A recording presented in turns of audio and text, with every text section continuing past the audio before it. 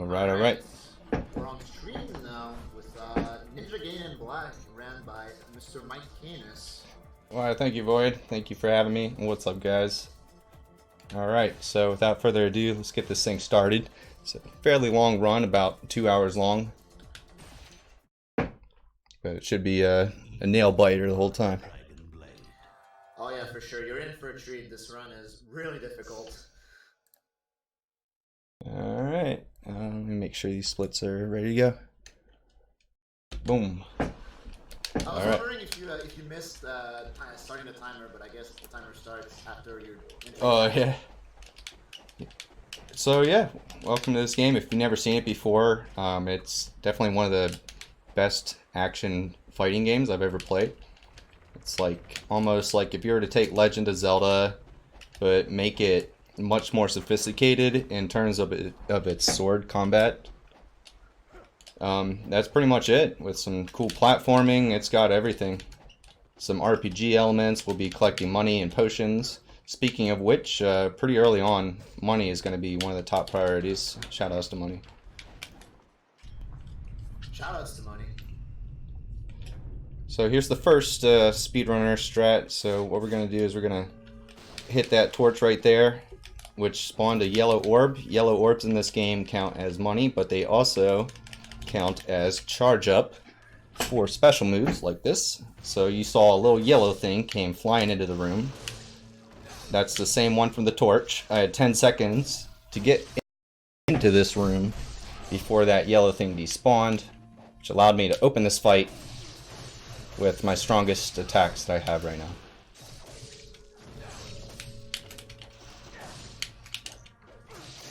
And say goodnight.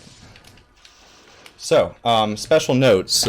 When I mention the best moves that I have right now, there's these techniques called essence techniques. And what they do is you can either charge them up by standing still and waiting about a second, or you can have one of those yellow things, which you absorb to then immediately use the move. But when you use these special moves, not only are they extremely OP, they actually cause whatever you kill with that move to drop like significantly more essence, aka money. So throughout this game, now that we've got that groundwork covered, we're pretty much going to be trying to kill certain enemies with specific moves because that makes them give you a lot of money. And you can kind of tell because the yellow orbs that they drop will be huge. So while all that was going on, pretty much at the end of chapter 1 now, it's just an intro. We're storming our own ninja fortress. I guess for training, you pretty much, you like kill your allies or something. It's what it seems like in Ninja World. They're so tough that like, if you're a ninja in training, you're gonna be like storming the fortress and just like chopping people's heads off.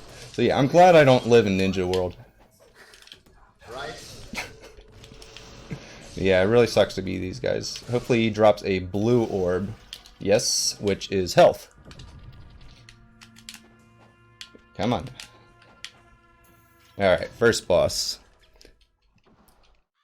This guy's strategy is pretty simple. We lure him into using a roll technique, at which point he's vulnerable to a specific combo. That move is also vulnerable to it, but you can see as soon as I land here, he like always tries to get me when I land. Well, he got me that time because he blocked the second move, but if those first two moves connect, you can do that and just go right through him, not take any damage.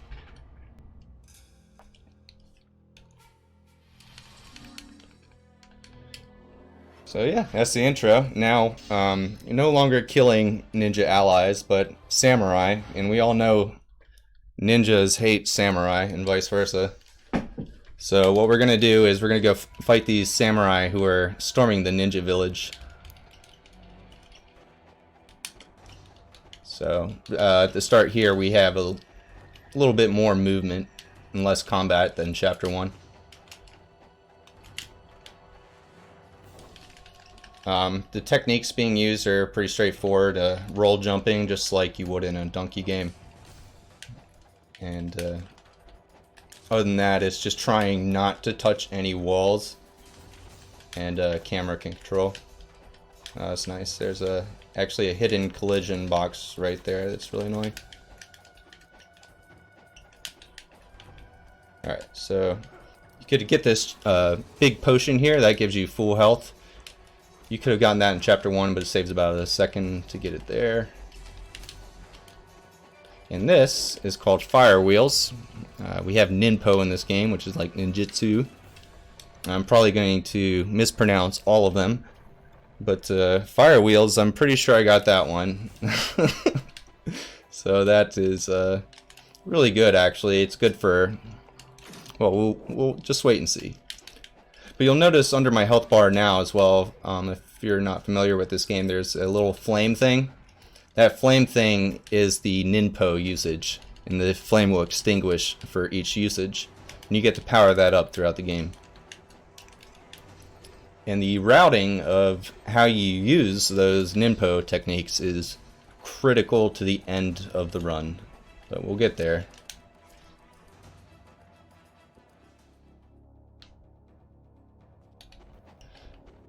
Alright, right here is a cleverly hidden other weapon, the Lunar. It's really not as good as the Dragon Sword, the main weapon, in most situations. But there are certain bosses who are very high armor, basically heavies, who are very, very vulnerable to the maxed out version of the stick, which apparently does a lot of damage to heavies. Alright, so that right there was a shop. There we got a bow, some arrows, and I bought a new Ninpo technique, which is called Inferno. Nice, know how to pronounce that one too.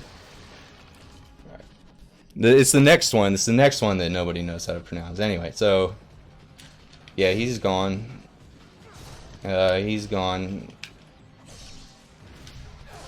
Yeah, those guys are not having a good day. And then, what's this? Oh yeah, this gives you more maximum health. And I also want to use this, which restores one flame of Ninpo, which is conveniently used to end these guys' miserable lives. Get out of here. This guy is not having a good day. Alright, let's go. So awesome. If you do that technique right, you don't have to use any arrows in that fight, which saves a lot of time. That is another max potion, which you can carry up to 5 of. So we got 2. Alright, so this guy really sucks. He's got a lot of RNG. The best way to damage him is definitely arrows. But I can randomly target his allies instead of him. And he can randomly block any attack. So far he hasn't been blocking too many, but we'll see how the second half of the fight goes. Alright, so I'm going to use that blue orb to charge up my UT, it's called, which kills him, and that is going to actually probably give me a crap ton of money. Actually, it didn't. Nice. Never mind, that's only on other difficulties. Anyway, here's chapter 2. Wish we could watch these cutscenes.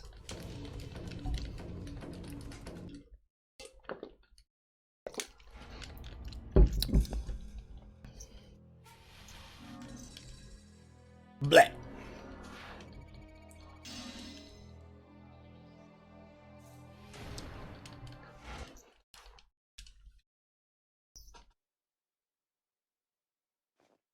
What? Stop swearing. This is a PG-13 stream. They say that you can say anything in a PG-13 just about. Alright. So anyway, this chapter, so believe it or not, a lot of time has gone by. This is way in the future now. The ninja, basically in the cutscenes you missed, the ninjas got totally destroyed. And Ryu had to heal up from some pretty bad injuries from a guy who looks like Darth Vader, but samurai form. And now I'm storming the evil empire's stereotypical civilization, their airship,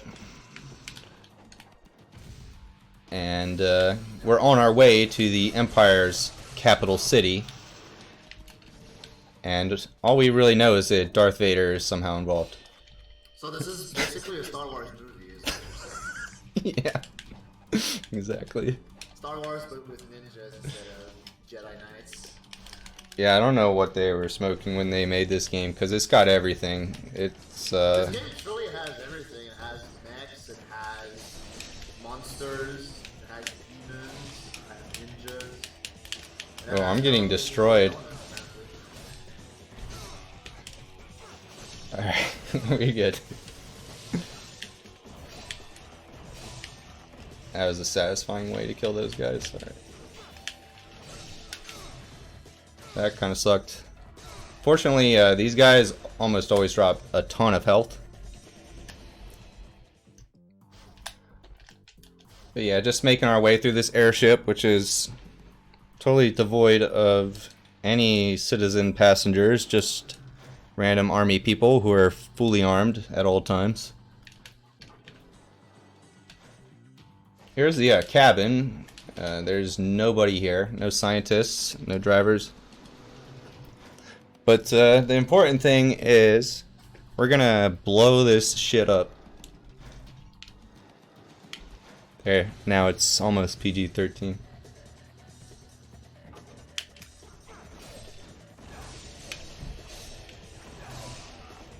Ah, man, poor guys. Hey, say goodbye to your poor head. Alright, there we go. This could be bad.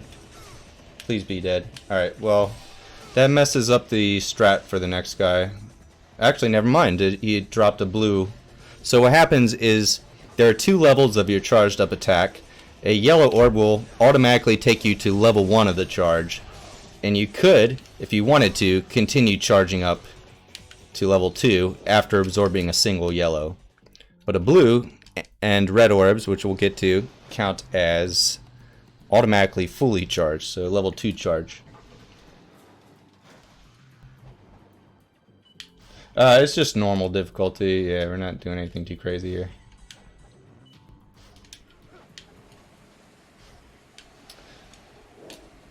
Alright. So this room, when done the way it's supposed to go, it's actually one of the most elegant screens. Watch.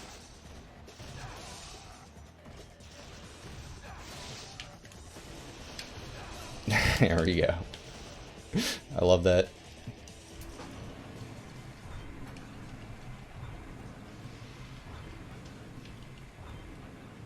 Alright, make sure you crank this thing 6 times. You do not want to fall here.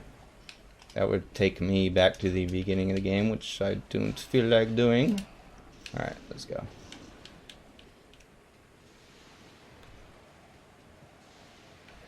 Yeah, I mean, it's a hard game by default, but like anybody who's beat it on Master Ninja would like scoff at the difficulty of this.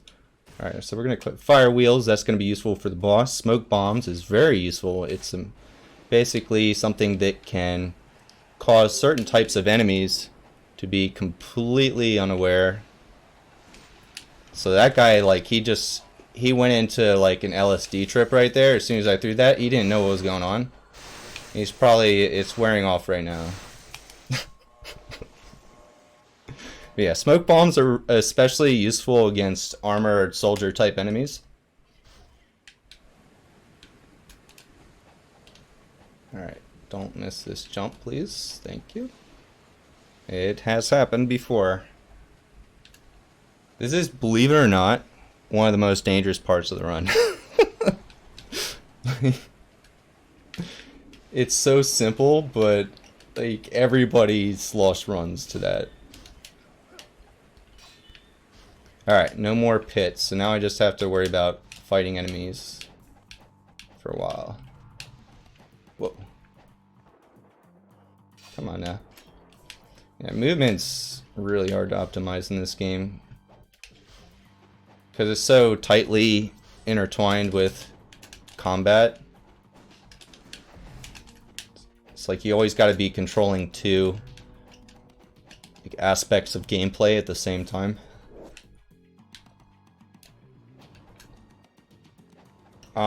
So you might be aware there's at the shop in this level you can go upgrade your sword to level 2, which makes it do significantly more damage.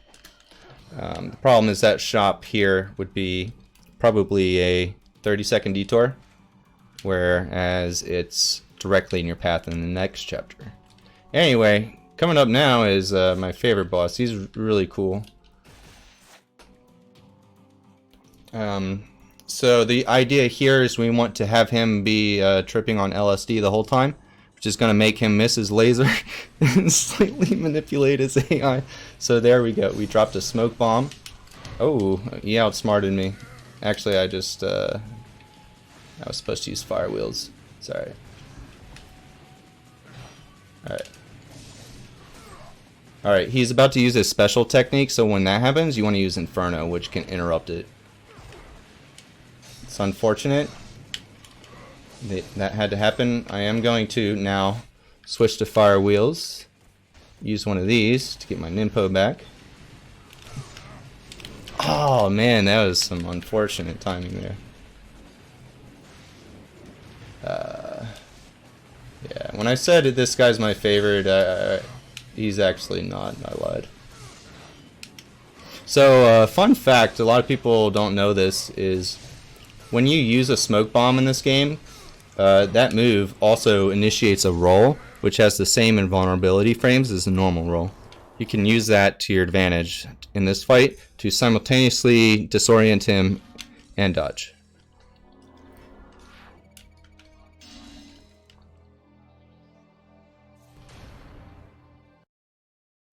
Alright, so with that we've destroyed, basically that last boss got angry after he lost the fight, and he just blew up the whole Zeppelin. How convenient. Yeah, but that doesn't matter to the ninja, he just kind of landed and was okay. Ninjas are like cats, they always land back on their land. Yeah.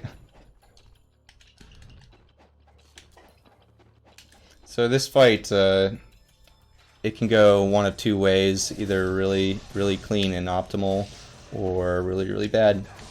That was kind of in between, but yeah, either the guy who spawns on the other side of the screen there will come at you right away, which he did, or he will delay a whole bunch. And if he delays, you have to run over and chase him, and it's a huge pain.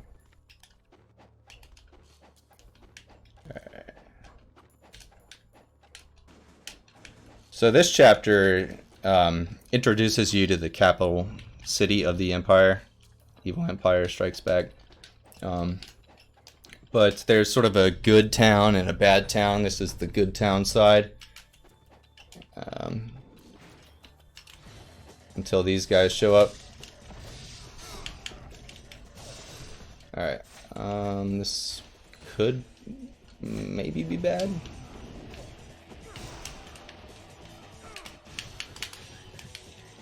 Alright, that works for me.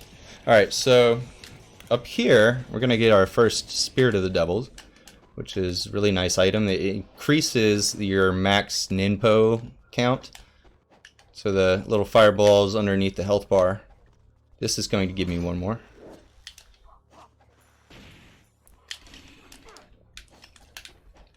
And I do not want to forget to use that before the end of this chapter,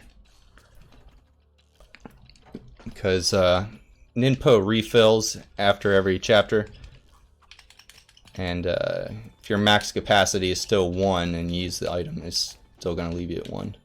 Alright, so here is a really convenient place to get a lot of money, as well as new supplies. It's a really good way to start a marathon run. Whoa, the ninjas didn't spawn for some reason. Interesting. So there were supposed to be some new enemies there that spawned for the first time, and they didn't. So I guess they don't exist on this playthrough. luck.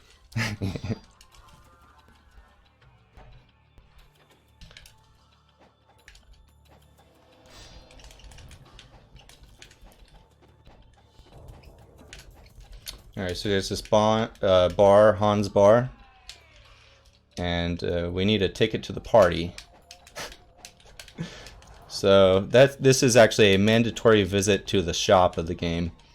And it's a really good time to do that because we still need to upgrade the sword that we could have done yesterday. I mean, chapter 3 rather. Alright, so yeah, 8,000 essence, that's good. So Dragon Sword upgrade is only 3,000. I'll go ahead and upgrade the Lunar as well. And just for fun, since it's the best move in the game, let's get a Zuna drop. Then he gives you a ticket to the party. And don't want to forget to use that right away. And I probably want shurikens out. So with that, that's pretty much chapter 4. It unfortunately doesn't have a boss.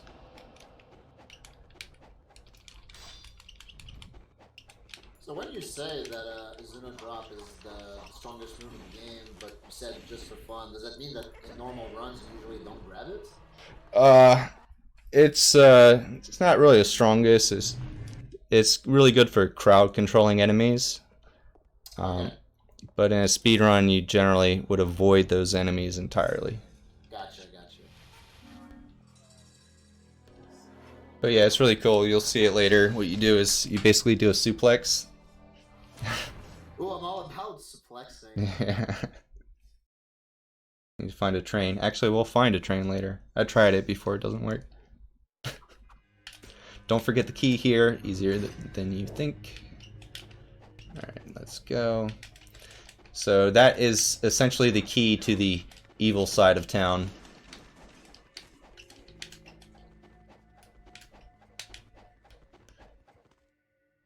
Bring the hot chick back.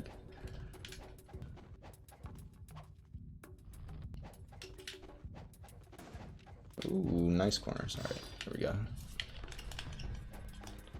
Don't troll me. Alright. Might as well be getting these small potions. Those little ones would restore about a third of my health. You can carry up to 10 of those and 5 of the big ones that restore max health. And the sooner you can get maxed out on that while simultaneously upgrading your weapons, the better. Because that means you can spend your money on even better stuff when you get to the end. Alright. Nope. Alright. Alright, so another key. This is basically like a little dungeon. You go around finding keys, and you gotta open the right doors. But when you know which doors to go to, it's very, very short. Alright, so these ninjas, I want them to follow me. Because when I step over this line right here, they're just going to disappear. And if you don't despawn them, they can hurt you during this cutscene, during which I have no control. So, kind of bad. Alright, first drawbridge cutscene. Hype. We get to watch this several times.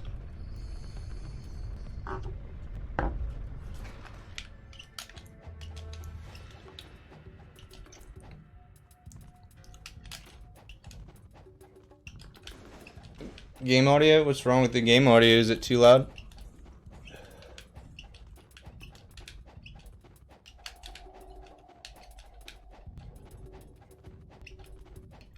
I think if anything, it's not loud enough. Okay. Compared to your voice, at least. So maybe like crank down your mic a little lower. And then you would just boost everything? Well, it would boost everything by default, right? Like, Oh yeah, because Twitch would like automatically turn you down, doesn't it? Alright, so here, this is really nice. These guys all spawn in a corner, and that move just destroys them. Alright, I'm gonna pull up OBS. I know exactly when I can do it. Pretty soon here. yeah, whenever there's downtime.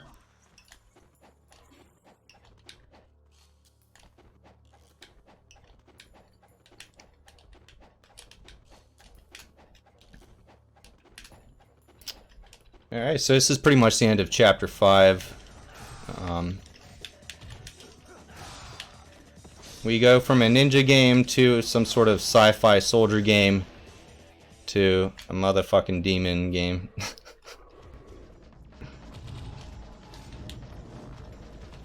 So yeah, these guys show up, and normally they're really, really hard. But if you have enough of these ninpo potions, it becomes a complete joke. Hit them once with the AoE, once with the projectile, just a couple sword slices, and that was interesting. Well, he's gonna pay dearly for that. Oh wow! Okay. Alright, this was my chance to... Alright, Mike is significantly down. It's 3 decibels down. Let me know if that makes a difference.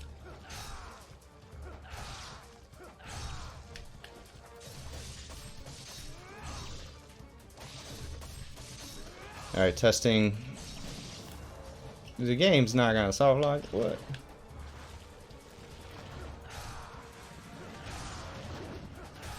I don't know what this thing is, but he sucks. You have to fight him 3 times.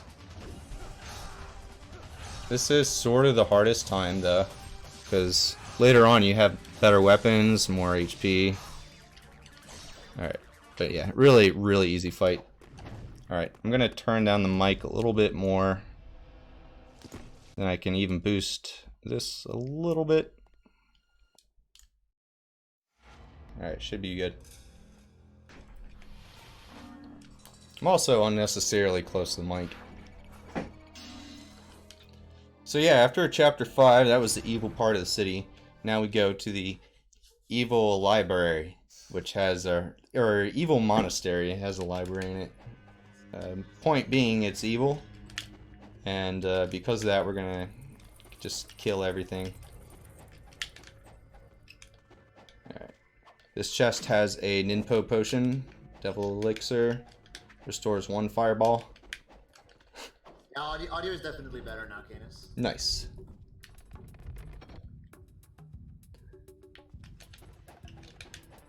Alright, so this chapter is probably the hardest one to this point.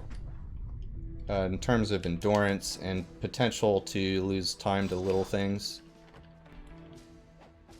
Combat can be a little hard in this chapter too, not too bad though.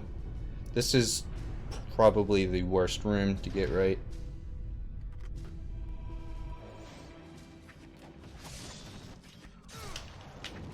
See that guy, like the flying dude just, sometimes he just barely survives and he has like 1 little hit left. But yeah, this is going quite well.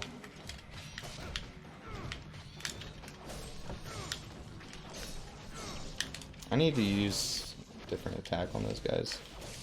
Oh yeah, dude, this would be a perfect opportunity for a Zuna drop. Next room, we'll use the Zuna drop. Anyway, that actually went fairly well. The flying guys got taken care of right away. And nothing hit me. That's always a plus. So this is a new type of projectile. It's basically a bomb shuriken. But yeah, you can see why I called this area the library. It's like definitely the thing you spend the most time around in this monastery. Equip that right away, and we'll keep Inferno.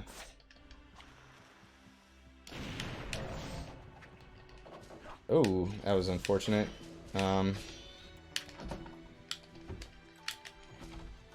Things like that can happen because the game uses same buttons for opening doors as like certain combat moves.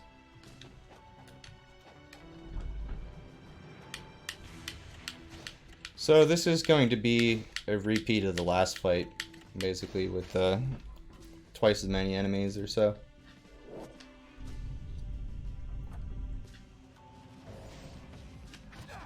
Nice. Alright, this is a Zuna drop.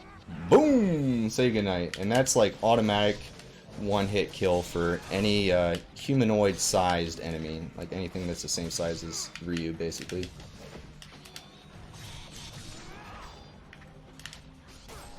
Here it is again. And what's really nice about this move is it also can do splash damage to anything on the ground within that AoE range. Yeah, anyone who's just playing this game for the first time, learn that move and practice it a lot, because it makes first time playthroughs way more manageable. No, specifically that move.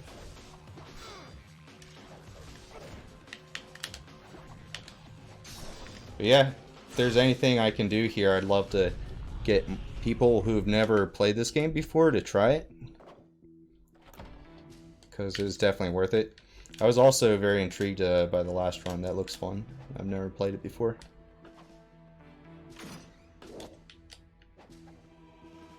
Alright, so place the book on the altar, and it opens up the catacombs.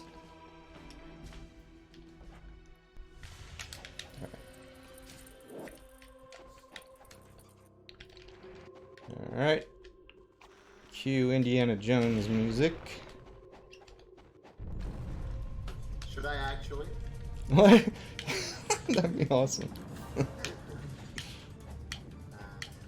really like the OST in this game. I don't want to ruin it. Yeah, it's sick. Now watch out for these pillars. So these spikes actually can't hurt you as long as you jump as soon as you touch the ground.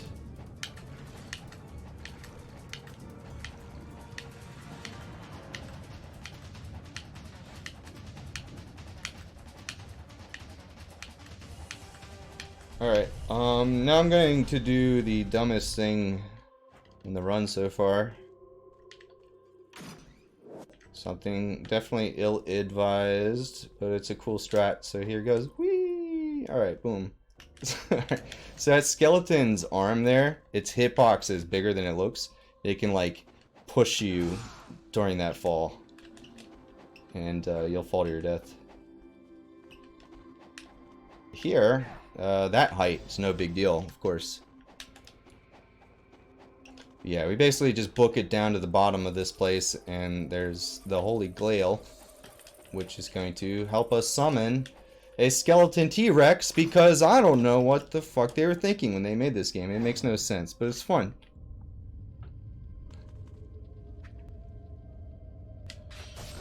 So, no point really in engaging with these guys other than fun. I like to just practice counterattacks on them because you can't be hurt.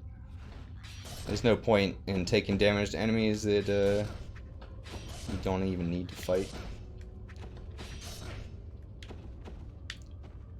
Yeah, eventually a door spawns. Alright. Why does the Holy Grail spawn a T-Rex? And why does that get you to the next chapter? Like, what the heck is going on here? Alright, so yeah, new weapon. These are like nunchucks, but with blades on them. And they're really good against undead types enemies, and with the current upgrades, it's good against these guys too. Boom. Yeah. Boom. Boom. So what I'm doing here is, again, I'm using the yellow orbs to charge up my special attack. That chain right there, that I'm not even pressing like any buttons there. So see how I'm charged up now? I'm waiting for one to get within range, which is going to kill them all. So these guys, they're really good to fight with the flails as well. This combo does kick type damage, and for whatever reason, kicks do a ton of damage to undead stuff. So like the actual swipes that you're doing, like, don't really do anything hardly. So this is again the fully charged up UT, it's called, which stands for Ultimate Technique. And this not only makes short work of these guys who normally take a million hits, it gives me a lot of money. See how big that yellow orb is compared to some of the others in the game? That's how you know.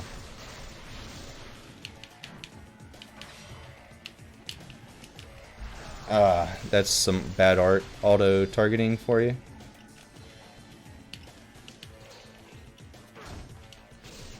This room spawns just 2 archers, and they almost always drop a blue orb, which is great for whenever you run out of yellow orbs to charge up with. You can just hit that up. Alright, nice, dude. That's perfect positioning. Oh, yep. Wait. Oh no, it wasn't perfect positioning. Wow. Still good. This is a very good room. Alright, and there's the Holy Grail, which has no lore in this game whatsoever.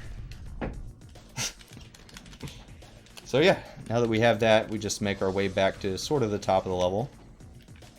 At which point we'll fight a boss. Oh yeah, I need to be hitting these guys with that. Hit both. Nah, I totally botched that. Blue orb, maybe? Alright, so if you do that right, you can release your move during that cutscene. Which would kill these guys, which would then pop this switch up to hit again earlier.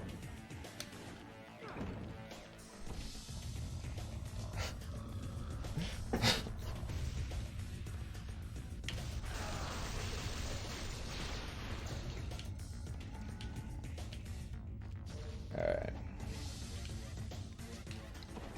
So here comes one of the biggest pains in the whole game. So there's this room with a lot of platforms coming up, and they're guarded by archers. And if they hit you, they're very likely to hit you off the platforms and make you do the whole thing again.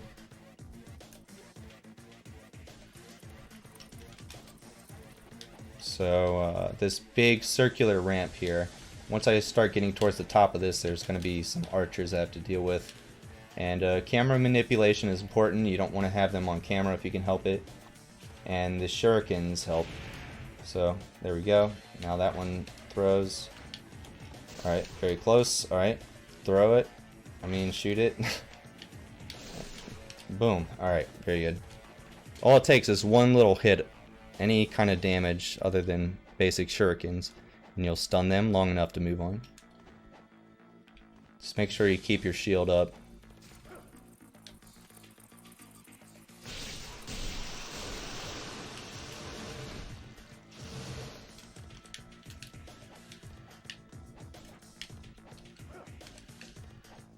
Alright, so yeah, now you find out what the Holy Grail was for all along.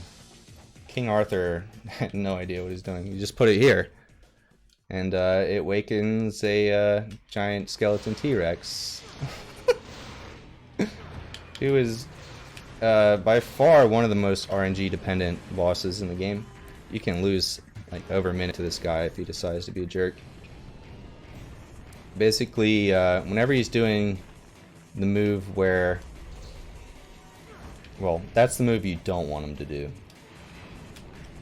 Whenever he starts doing his like projectiles from his spine, though, that move leaves the leg vulnerable, which then, well, makes that not happen. So yeah, here's a perfect example of the kind of fight where top runners probably reset now. Ooh, that almost resulted in death. It's no big deal. We have 1 billion of those potions. Wow, dude, he is being such a troll. So this fight right here is exhibit A on how poorly this fight can go. Yeah, exactly. Like, it can go so differently if he doesn't do the tail swipes. But yeah, I'm definitely messing up by not dodging the tail swipes. Because I keep committing to like a full attack chain, and then by the time, you know, your frames wear off of that animation, he's already swiping at you. So you gotta be careful when you commit in this game. But yeah, at this point it's easy. The arms have way less HP. So yeah, that was cool. It was like 4 potions on it. It's because of the Holy Grail references, man. I had to make it more epic.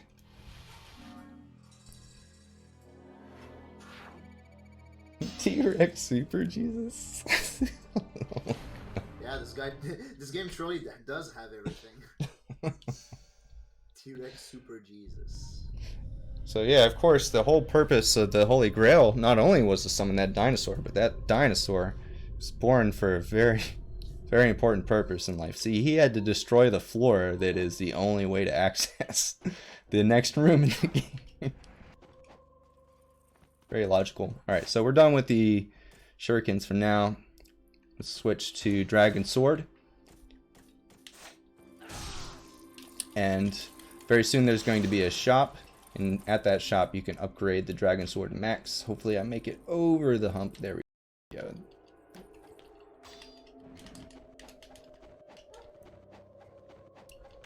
Alright, so yeah, here's one of the only shop visits from here on, so upgrade that. That now has a new move called the Gleaming Blade, which is incredibly useful. Might as well fill up on those. And I'm going to get some of the potions that I wasted back. Very good. Alright.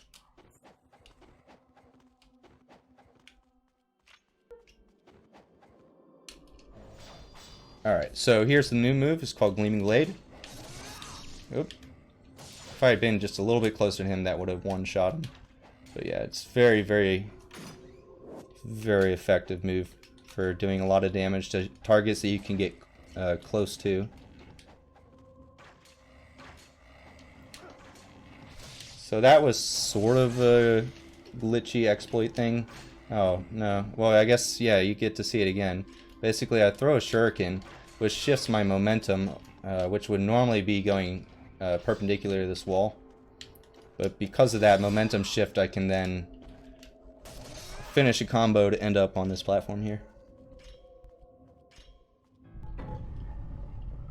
Dargan? Dude, Dargans don't have bones, don't you know that? Right. You're absolutely right. Alright, so the blue room is the easy room here. I do have max arrows, right? I did not. That was actually crucial. That could have been really bad. Alright, so this room is much harder than the blue room. You want to actually stay on this platform this time. It's by far the most direct route, but the problem is anything that hits you besides these spikes will knock you off. So you can see I'm using these shurikens to basically try to keep them occupied, and that was perfect. That's exactly how that room's supposed to go.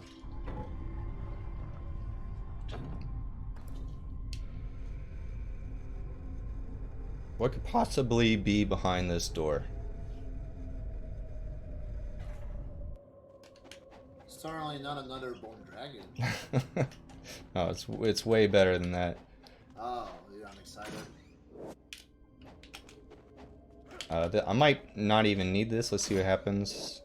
Yep, maxed out on the big potions, so that's always a good sign. But yeah, here we go. This is the back chamber.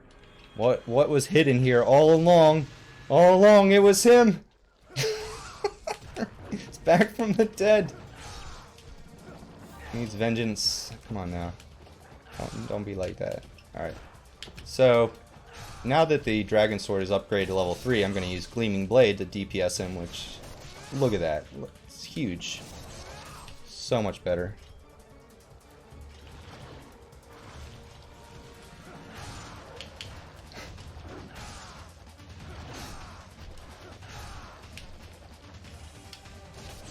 Alright. So I'm going to try to save these blue things for after the fight for healing.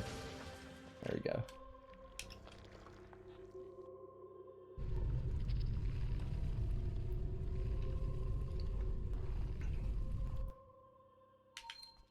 Alright, so that gives me more max health. I actually have 2 of those now, so we use them both right here.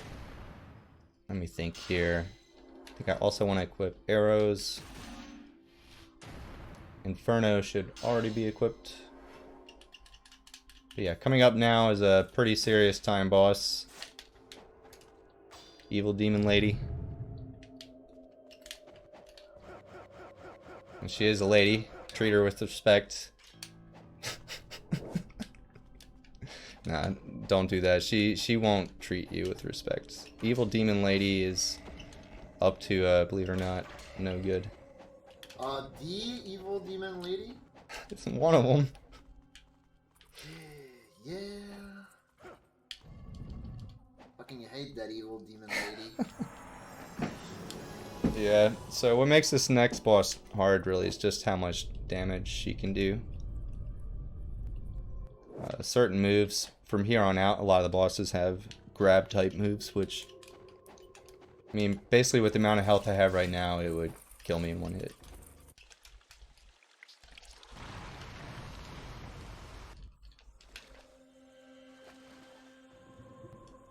But yeah, after all that, we got that statue, which means we can come up here, back to the room we've already been in, and get another statue. So there's going to be these statues throughout the game, and they're used to unlock levels of the final dungeon. Alright, so Inazuma, or Izuna drop. Here's that crazy move. Never mind, I need to heal.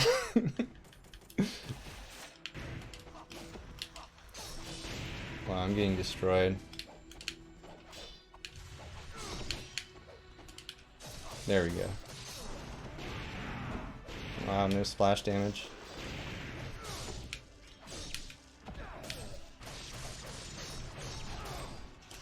Wow, I thought he was dead for sure. Alright. Well, that sucks.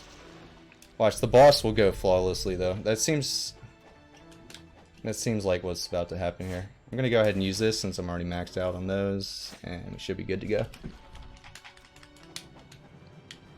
Yeah, I've actually used a Talisman of Rebirth there before. Remind me to mention what talismans do. Alright, so this is the boss I was talking about. It can do a lot of damage, but so can I. That's very lucky of her.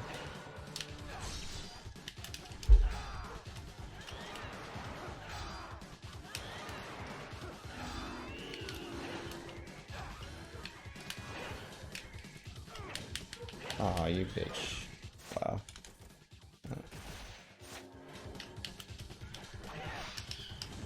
Alright, hit her please. I'm gonna refill that. Oh, that's not good. That's her grab. Watch how much damage this does. See, yeah, you want to be full health there if you can help it. Uh-oh.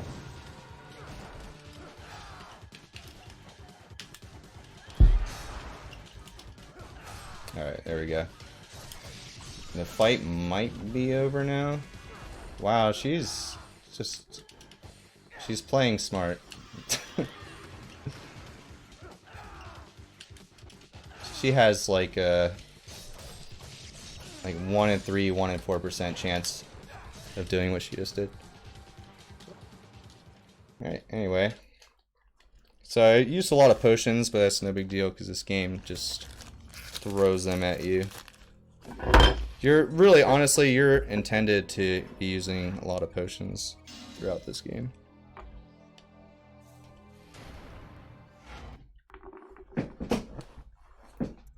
So, spoiler alert, if you like that evil demon lady,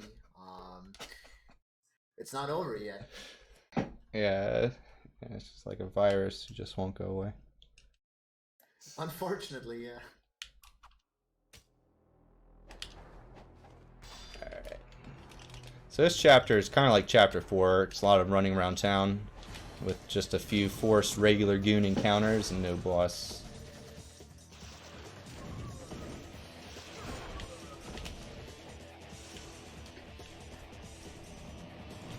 Whoa. Alright. Hey. Nice try. Those guys will shank you. Watch out. They're craftier than they look.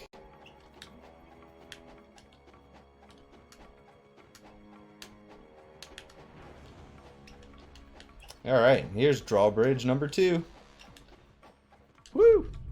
I don't know why, like, the enemies keep putting it back down or up.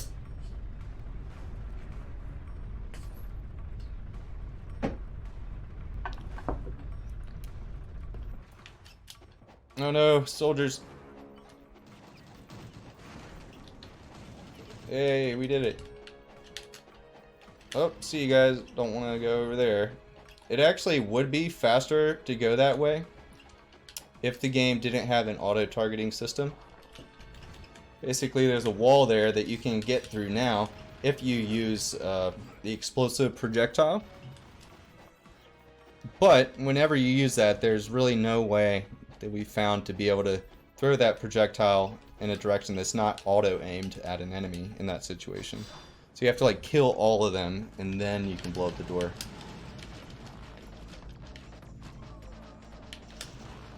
So, one of my favorite things about chapters 8 and 9 is it uses a lot of bow and arrow.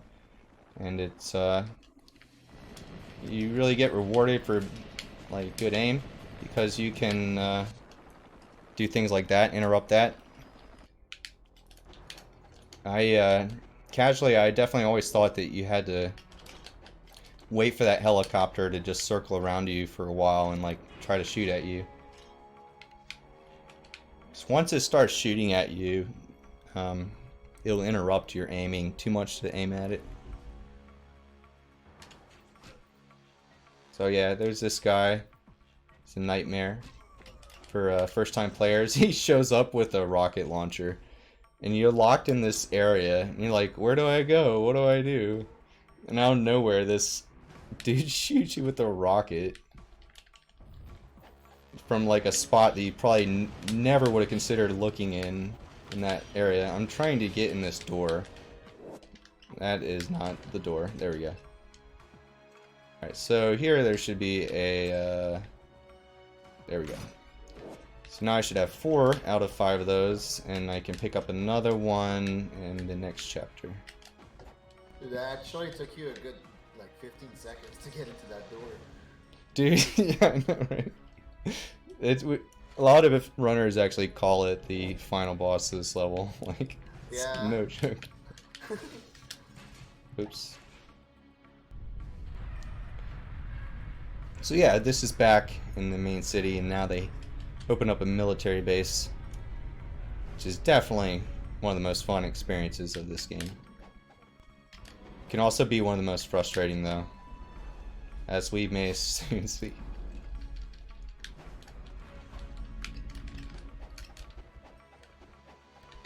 But yeah, that's chapter 8. They should have just made chapter 8 like part of chapter 9. Just combine those two. Makes sense. Just keep the continuation going.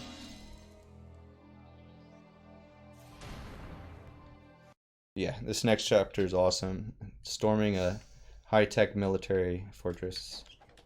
It's nothing but your trusty sword and bow and arrow.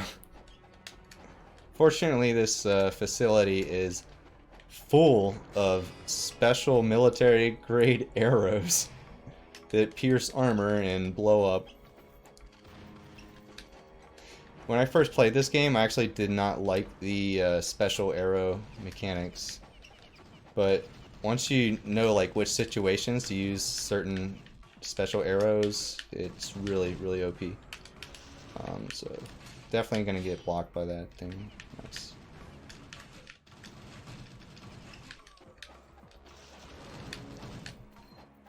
So yeah, all these guys have guns, but fortunately there are explosive arrows right here, which just might be useful. Alright, so this is pretty much the hardest skip coming up that's used in speedruns of this.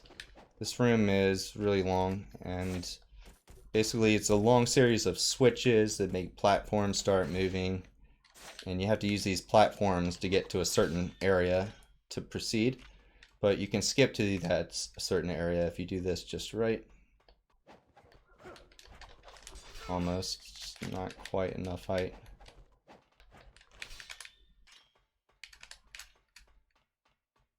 More like that. Wow, that's horrible. Oh, I know why it's happening. You don't want to be, you don't have to be running forward. Oof.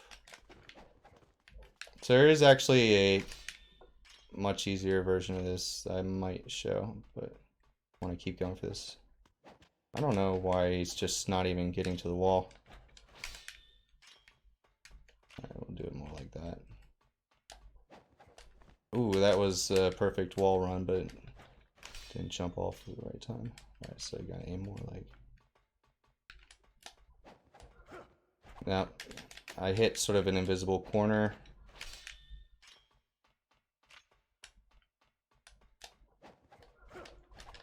There we go. Woo!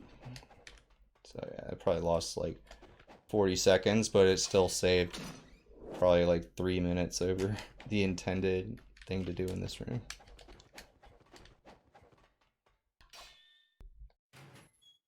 So what happened there is you can extend the length and height of your jumps simply by pressing either Y, or rather X or B while you're in the air to throw shurikens. Shuriken throwing in the air gives you a lot more height, whereas the other one gives you more distance. So yeah, here's a train that you unfortunately cannot suplex.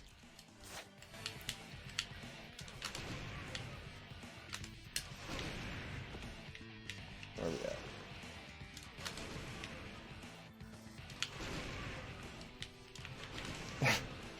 at? Just fire your guns, guys. Don't just run at me like deer in headlights right now. Oh, come on. Oh, there we go. I'm proud of you. You figured out what to do with your gun. Yep. Nice. Last arrow. Killed the last guy. Almost ran out. Wait, hold on. Alright. So here's where things really start to heat up.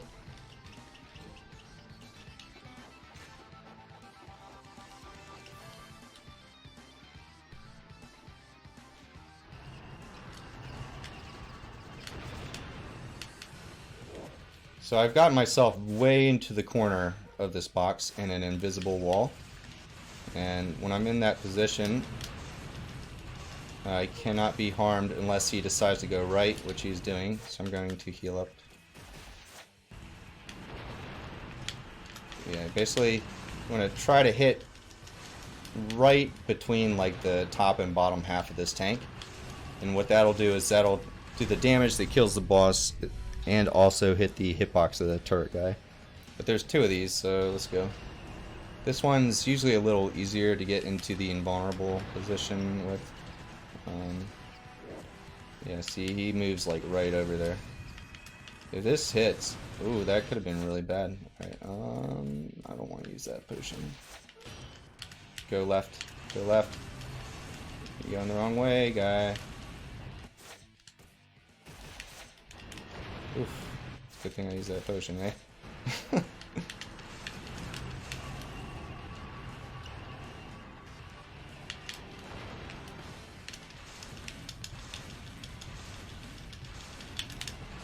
Alright, good.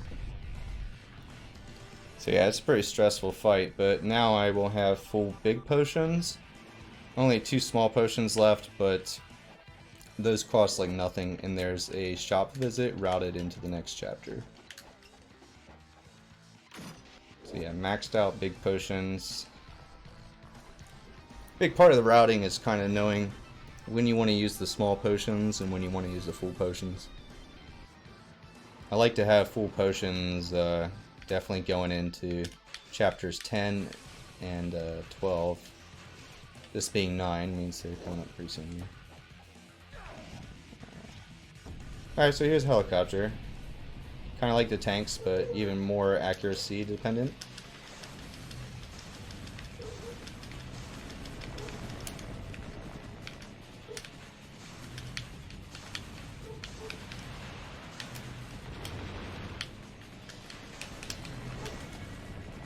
During this cutscene, you can actually move around and pick up max arrows.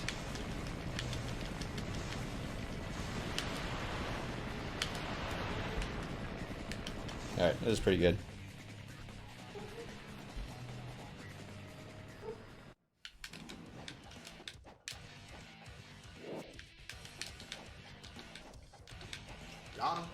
Yeah.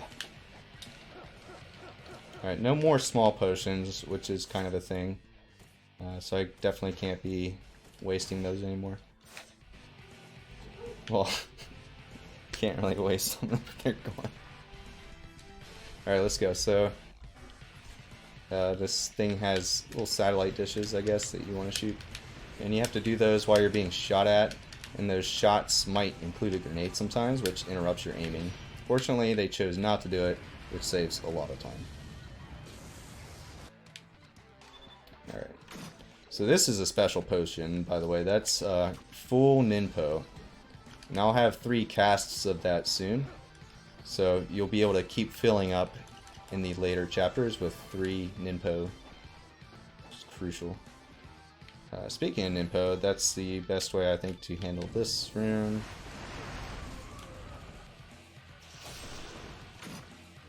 Which almost always drops health.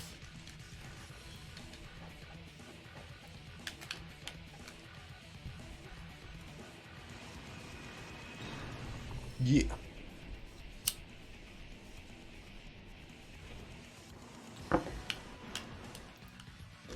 So, oh no, I forgot where to go, dude. Shit. No, not really. This game routes you, so you have to go in that room, leave, go back to the same room with the rocket launcher guys again.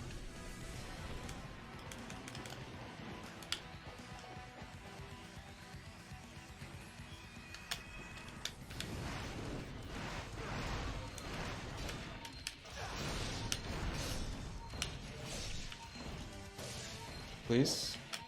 Ooh, what? I should have just used explosive arrow there, actually. That's a pretty fast way to deal with those. Alright, so if all goes according to plan, I won't have to go into the pause menu for a very long time.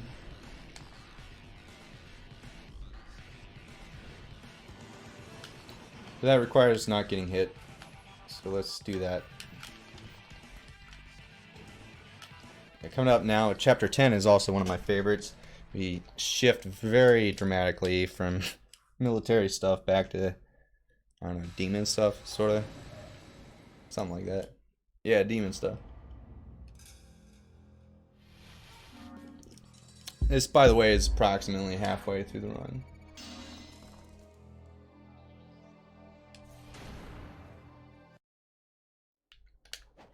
Probably looking at being maybe a little over 2 hours. This room takes 40 seconds basically, where you just have to sit here and wait for the enemies to spawn. Fortunately, they don't spawn with a rocket launcher dude that you can't see like the first time the game makes you wait around for no reason.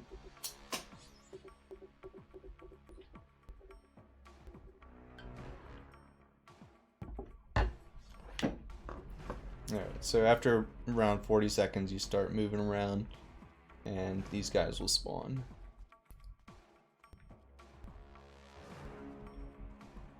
Alright, apparently that was nowhere near 40 seconds when I thought it was. Alright, so this is definitely one of the best chapters. It's kind of like a Zelda dungeon, lots of unlocking of things and doors and key items.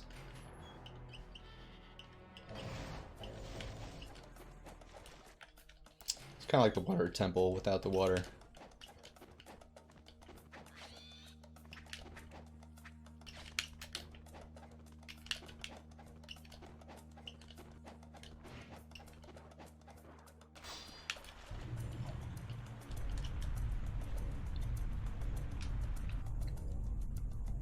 Very good graphics for its time. This, I believe, was just like a year or two after the original Halo came out.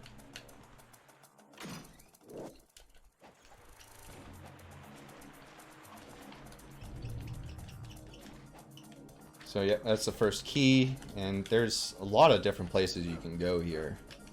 There's roughly 6 rooms off of this main branch at the beginning, so if you don't know where to go, you can get lost here for a while, but that's kind of the fun of it. It's definitely a good casual experience. Alright, so hopefully this guy does that. I have iframes, and then he gets totally destroyed. That's, let's do that again. No iframes that time, and he got away. That's fine. So again, that's a Gleaming Blade, very important move. Once you have the level 3 Dragon Sword, all you do essentially is you rotate the stick 360 degrees, or almost 360. I think it only needs to be like 3/4 actually. And then press Y and hold it. Oh, so that's the final ninpo that I'm gonna pick up. That's the one I can't pronounce. It's Inazuma. I've heard it pronounced a lot of other ways, but I call it Inazuma. So all that is really is lightning. So if you hear me say Inazuma, I'm trying to say lightning. So yeah, that's the next key item, the red tablet, and I also picked up a lot of money.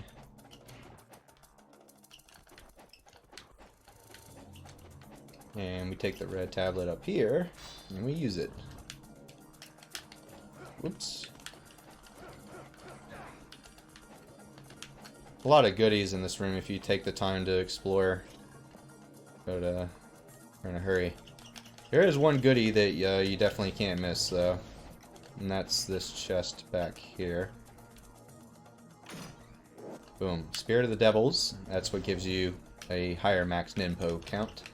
Giving me 3 casts per big potion.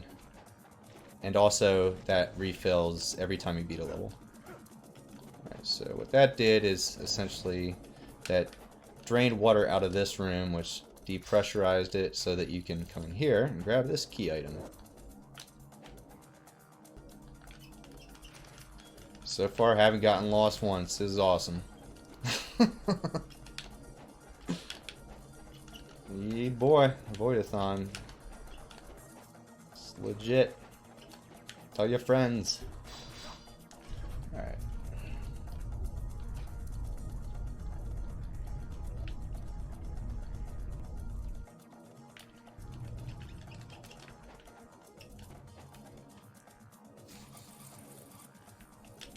Alright, so now we're way under this, and we have a double worm fight, which is kind of a make or break kind of fight. It can really have a big impact on the rest of the run, depending on how it goes. So let's do it. Mind you, I still haven't visited the shop, so I don't have any small potions to use. So if I take damage, I have to use like a huge potion. It's like supposed to be really valuable. Just gotta keep the rhythm, watch what they do. You gotta watch and react. That's all it is. I'm telling you guys, like, if you haven't played this game, do it. Like, freaking don't, like, have this, like, stream going still, but, like, you should be playing this game right now. Immediately. The first time you fight these worms, like, you'll appreciate what's going on right now, because this probably looks so simple, like, anybody could do it, like, in their sleep. It is not nearly as easy to kill these guys as it looks the first time. They will kill you again and again and again. It's funny because, like, when you fought a solo worm, like, that guy went down pretty quick, but these, like, when both of them are together, like, it's a little bit tougher. Yeah, they also chose to use that lightning move a lot. Oh yeah, full on the big potion stuff, but yeah, which I guess is another RNG element. yeah, they can just spam lightning the whole time, and you can't really hurt them without taking a ton of damage yourself. What is going on here? I'm holding the wrong joystick angle here. I don't know. There we go. So that's a nifty little trick. You can use that corner, which is tight enough to, oh my god, do that, basically. Alright, that should be full on that type of potion, which is the full ninpo potion, and that is a small health potion, so I finally have one of those out of 10. Come on now. Yeah, actually that double worm fight went better than it could have gone. I think it's because I was like paying more attention to it. It kind of hyped it up. But yeah, the rest of this chapter now is pretty much running around. I'm gonna visit the shop, and then there's a really cool boss at the end.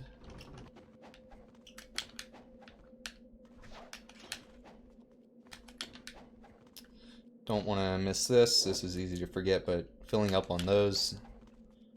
The more explosive projectiles you can have, the better. Speaking of those, boom.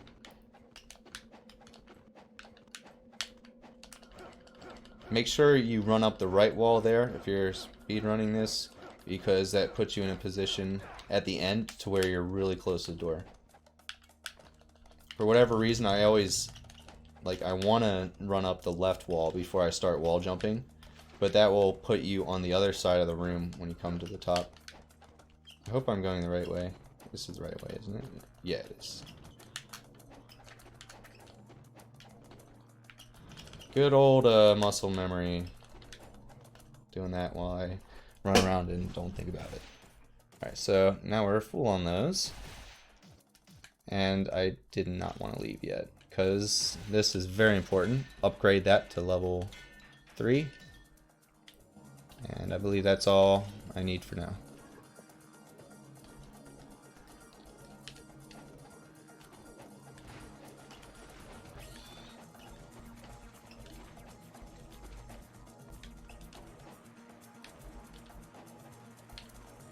Alright, at least like 10 of y'all are like now simultaneously playing this game with me now, right? It's like, you went and downloaded it, right? It's like $2. Any Xbox system, they're like downloadable games. Well, I don't have an Xbox system, so rip me, I guess. It could be any kind of Xbox. Is this game on PC actually? VC? No, PC. Oh. I don't think so. Maybe there's an emulator for it though. Yeah, perhaps. I don't know, it just looks like the kind of game that could be ported on PC. I wonder. Definitely need a controller with a lot of buttons. Well, how about an Xbox controller? Yeah. that would work, right? Alright, so this chest contains a full potion, and I'm max, so I'm just going to use that. And use that to increase the maximum amounts of Ninpo. I'm going to use this purple thing that I picked up in Chapter 7 to upgrade Inazuma, which is the lightning spell. I'm going to use Fire Wheels, which is going to increase my DPS. Incendiary Shurikens, which is going to help me bring down this thing's legs. And Lunar, which is going to beat the shit out of this thing's head. What is this thing I'm referring to? Well, just wait. You shall see. Only one of the easiest bosses to lose a run to. It's $10? Shit. My bad. I mean, it'll be like $2 in like 2030. I was speaking in 2030 terms. Alright, so this guy basically got 2 health bars. He's got his legs and he's got his head. His head is the main health bar, and that's what you see at the bottom of the screen. What happens though is when you damage the legs enough, they come down, and then he exposes the head, and you turn on Fire Wheels for extra DPS as you just obliterate this guy. This is another one of those bosses where you have to definitely try it casually to appreciate, because this is a very, very high defense boss. Like, it's so hard normally to do damage to him. Like, you'll probably be fighting this guy for like 5 minutes straight.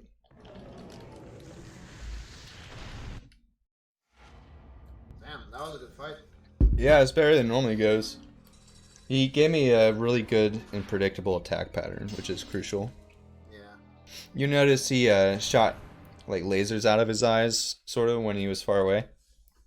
It was horizontal when he did that.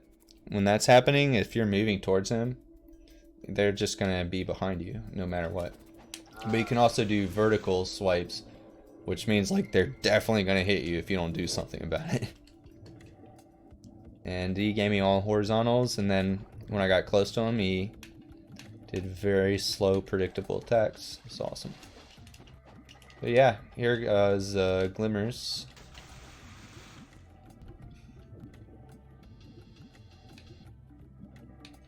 From what I can tell, how you take corners in here doesn't really matter. Like, the game doesn't really punish you for bumping on things. You sort of just keep gliding along. So that's pretty nice. But also kind of takes some of the speedrunners challenge out of this. But there's definitely going to be somewhat of a challenge here. By the way, that item, what that does is that apparently lets you see in the dark underwater, which is required to open the safe. But yeah, the actual speedrunner strat that's going to involve this water is when you hold your breath, you have a breath meter, but when that runs out, you don't immediately die. What happens then is your health starts draining at a moderate pace. It's not too fast. So you can sustain how long you're underwater using potions.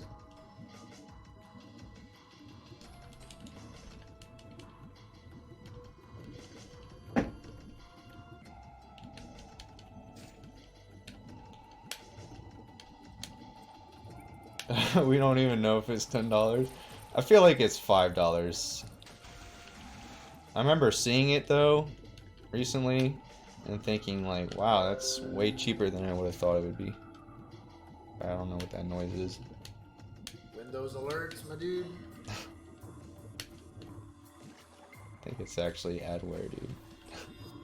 It's like fake window alerts. Yeah. Ah, dang. It is $10. Well, That's too much.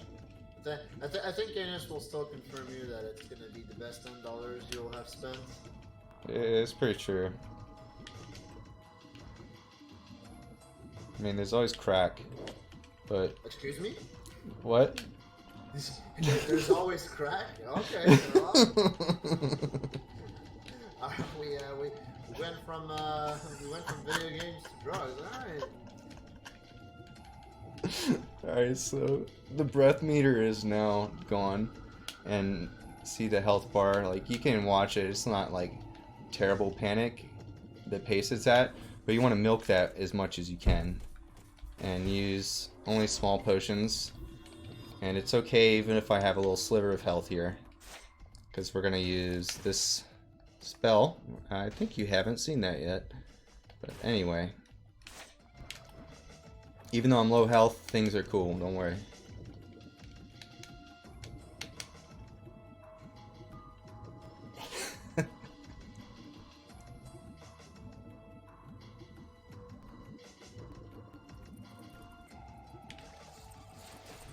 Oh, dangerous. Alright, so... boom. Oh, what's this? A ton of health that was more likely to spawn because the game favors health spawns after killing things when you're low health. Fortunately, not full health. That would have been preferred. I blame the bats.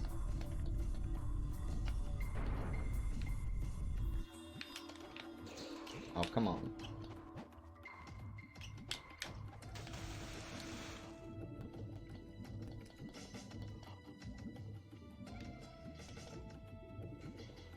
Alright, so here's a big gaping vagina in the water. Whoa. Alright, well, yeah, I gotta agree with you. You can't be unseen now. Yeah, that's like the thing that you can't say at, like, GDQ commentary. Right?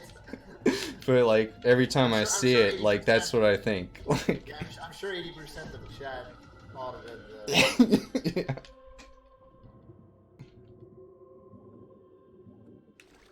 Alright, so this is called the Dive of Death. I'm now going to use 4 out of 5 of my big potions just to survive without getting... Basically, you get this oxygen tank thing on the side in this level, and not getting that saves, I think, like 2 minutes.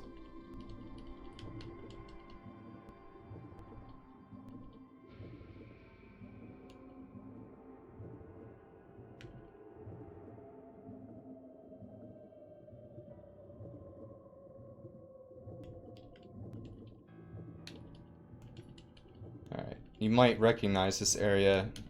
This was chapter 7 after the underground monastery. We went deeper underground after the T-Rex. Or I'm sorry, the Dargan. It was a Dargan. Alright, so make sure you don't die there. Now is the time to mention the Talisman of Rebirth mechanic. So there's this thing called the Talisman of Rebirth, and it's basically like Life 3. It resurrects you from the dead after you die. And you get one at the start of the run, and that's like the only one you're gonna get pretty much, usually. So like you gotta keep it, but I still have it. Which means all this time, like when it looks like I'm about to die, like I wouldn't really be done with the run yet. I have to sort of die it twice. Alright, so now use fire wheels for extra DPS, and here comes Doku, aka Samurai Darth Vader.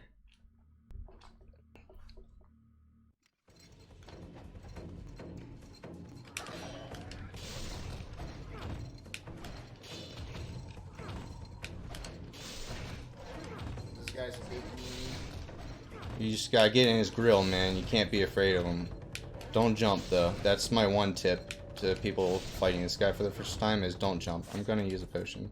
It looks like I don't need to use a potion, but believe me, I need to use a potion. That move would immediately kill me if I hadn't used a potion there, if it had hit me.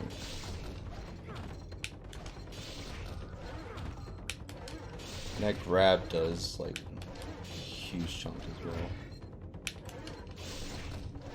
But yeah, if you stay in his face, you sort of limit his move options, and most of them give you a good counterattack opportunity. I've actually got an incredible RNG in this fight. He hasn't used a certain move. It makes this move, yeah. See, it makes him invulnerable for a bit. That's a good time to use your fire wheels, though, if you have it.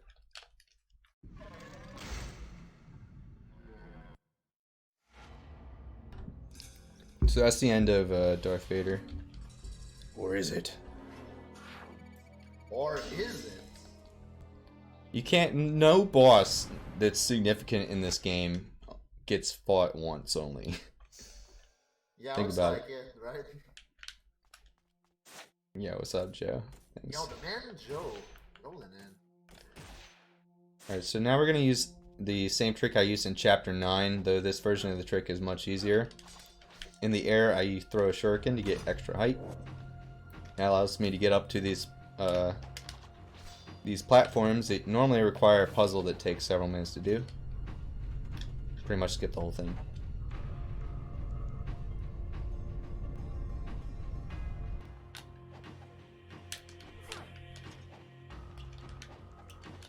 There's actually an out of bounds that was found a few weeks ago, right in that room, right there with all those pillars. It's pretty cool. It's the only out of bounds that's consistently reproducible that's found so far. But it has no practical purposes for speedruns because it does not really allow you to escape the area or load new areas. So you're just stuck in a room basically. I pressed the wrong button there. So you can run across the water there if you're mashing A as you run up to it. I decided to press X for some reason. But you can see how this game just hands you so many of these potions for free. Lunar is required to break this door quickly because it's like a heavy weapon. Now we want to go back to Dargan Sword and run along walls for good luck. Yep. Alright, hey bats, good to see you too. Alright, so this chapter 12, is definitely a common favorite. This is simultaneously an ice cavern and a lava cavern. They can coexist quite peacefully. I bet you never knew. But yeah, inside one room there's ice and another there's lava. But yeah, it's a fun level in general. Like, most of the platforming is really interesting to do. Most of the combat is really interesting to do if you take the time to fight everything. That is kind of one sad thing about this, is you don't get to just fight all the regular trash enemies, because they're actually pretty fun.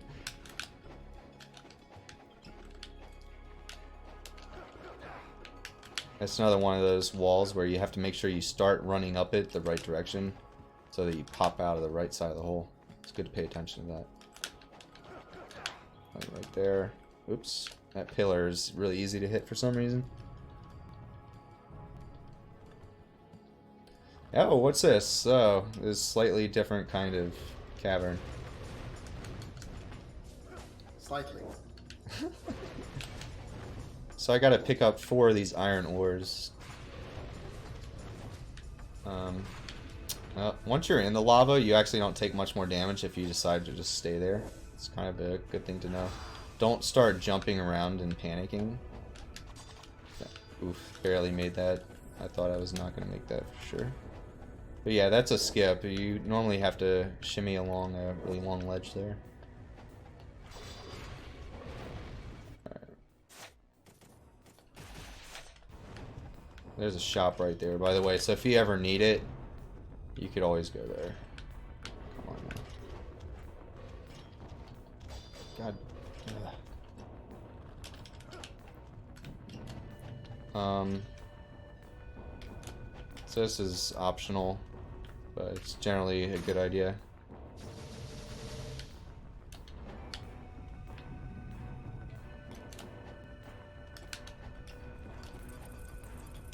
So with those 4 ore that I picked up, put that in here, and that gives you a new key item in the ice part of the level.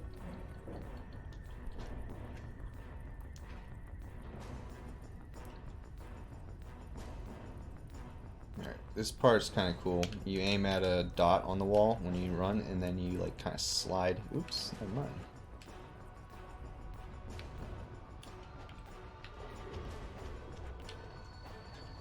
And then this right here is a pretty risky trick. Saves a lot of time though.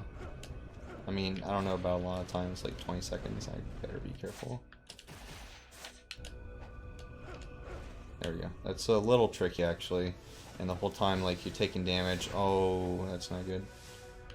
I mean, it's not that bad, but I can't afford to continue playing that way. Let's go. Serious time, Kappa. Alright, let's go. So the next boss is cool. He's like a big, I don't know, he looks like a tumor slash like Star Wars thing. Actually, he's probably a Star Wars thing. You tell me, what do you think this stupid thing is that you have to fight?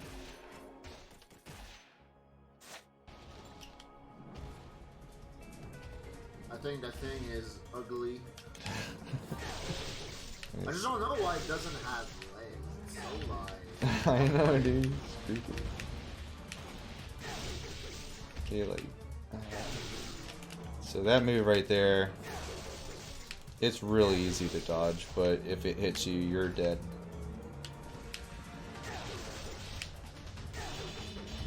So yeah, it's again one of those few bosses where you want to use Lunar. Like anything that's really big and armored,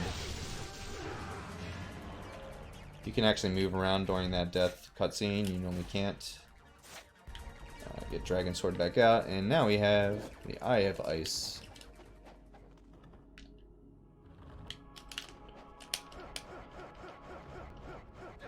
I used a big potion, right? Yeah, I think I did.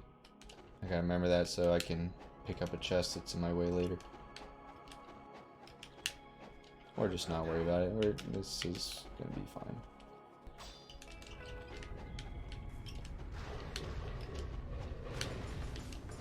So you can choose to just take damage there. That's actually the fastest way to get through there. But you don't see a lot of people do that. I normally don't. I don't recommend it. Nice. That's a difficult wall run to get because you have to jump at just the right angle.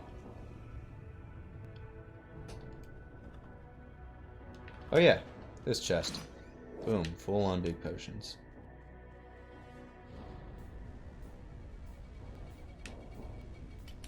Wow. Wow. What is going on, dude? Well, I guess I'm using that big potion right now. This is unbelievable, dude. I've never seen anything like that before. Alright. That was, wildly unfortunate. That didn't roll very deep, dude. Yeah. Alright, let's go. So there's another enemy where it's really easy to do damage to, but also can do most of your health bar in one hit. Oh, dude, I forgot about that worm. Yes, that's actually perfect. I wanted him to still be alive because then you can finish him off with that move.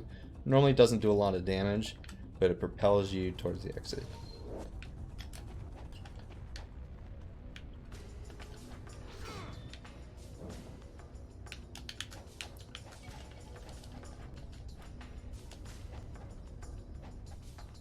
It's an invisible wall right here, so no matter how fast you are, you're gonna get blocked there.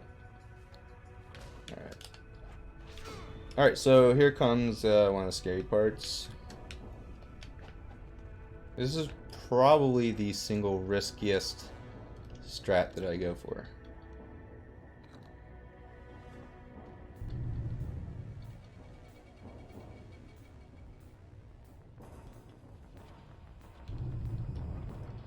Man, first time play through this boss took me like a whole evening.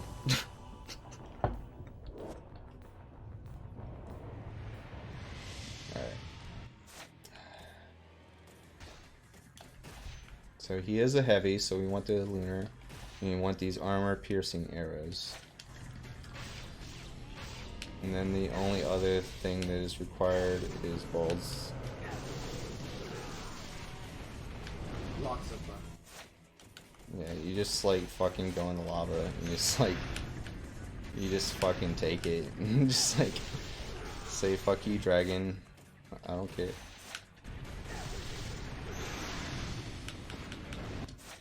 It is helpful to get better RNG than this though. Yeah, this is actually I had to use my talisman. That's really unfortunate. So that was my talisman of rebirth. That's the thing that can bring you back from the dead one time. That's why that is one of the riskiest strats. How much damage you take there is, I mean, it's definitely dependent on skill, but it's also largely dependent on what he chooses to do. He sort of chose what are his long range attacks. And they're projectiles essentially. Like one is a fireball and one's a lava wave. And when he's doing that, it kind of ruins the strat. Yeah, that was just about the worst RNG I've seen in that fight. Yeah, he got kind of owned. He did that lava wave thingy like pretty often. I think I saw it like 2 or 3 times. Yeah, you can dodge that, but not if you're trying to go fast. I mean, if you're trying to go fast, you gotta keep attacking. Right.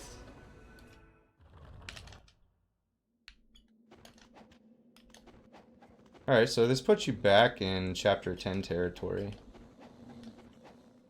And basically, you're gonna now take a tour of everything in the game so far. As we head back to sort of the first area in the main city. Where we will take some sort of weird time warp thing. To the end game. This is definitely approaching end game here.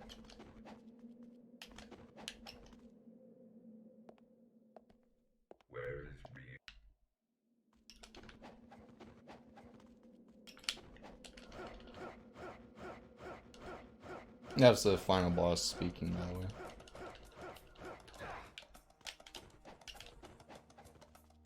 way. He's in cahoots with the bad guy from Raiders of the Lost Ark for some reason. True story. And so this game really does have everything. Whoa.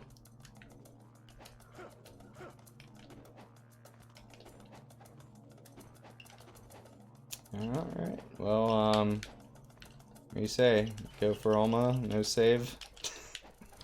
Well, not without that talisman. Yeah, it's pretty risky. Yeah. So basically this level is backtrack for an eternity, and then afterwards you fight the most annoying boss in the game. And you get to play with bugs.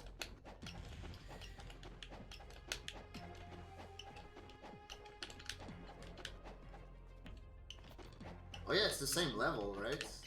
When you just use Inazuma on the bug Yeah, bugs for like 5 minutes. Yeah, for whatever reason, they don't separate out the boss at the end. Yeah, it's kind of weird. So yeah, it's gateway number 3, man. It's the gateway to endgame. This is it.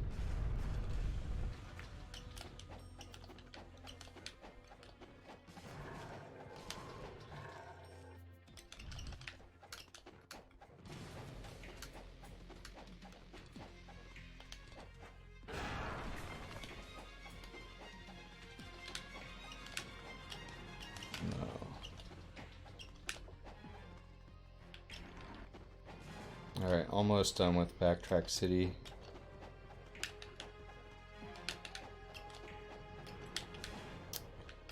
Please.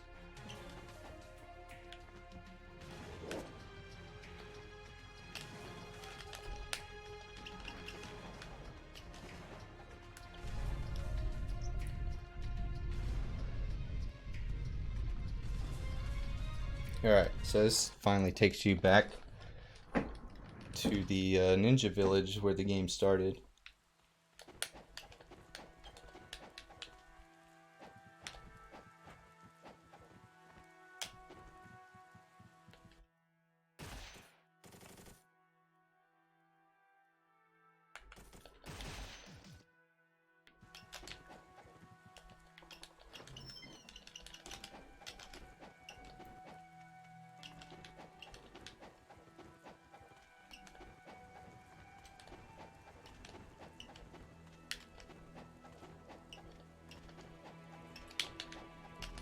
Alright, so as you go through here, it triggers a cutscene that actually gives you the final upgrade of the Dargon Sword. Makes it glow purple and stuff. And now it does more damage than pretty much any other weapon.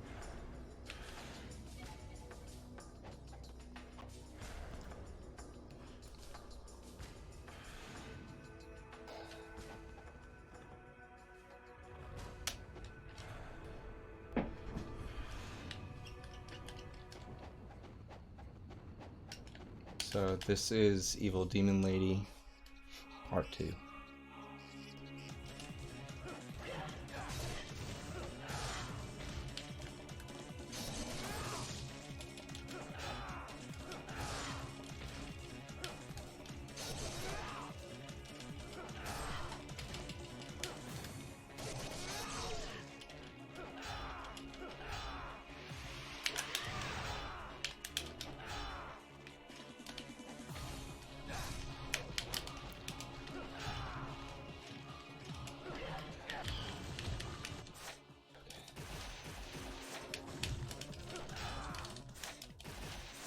Yes, even that sliver of health matters right now.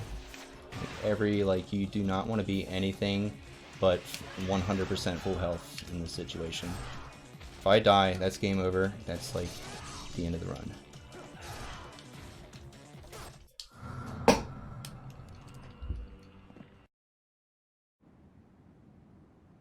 And that's considered definitely one of the hardest bosses in the game. Went pretty well. That actually went pretty well.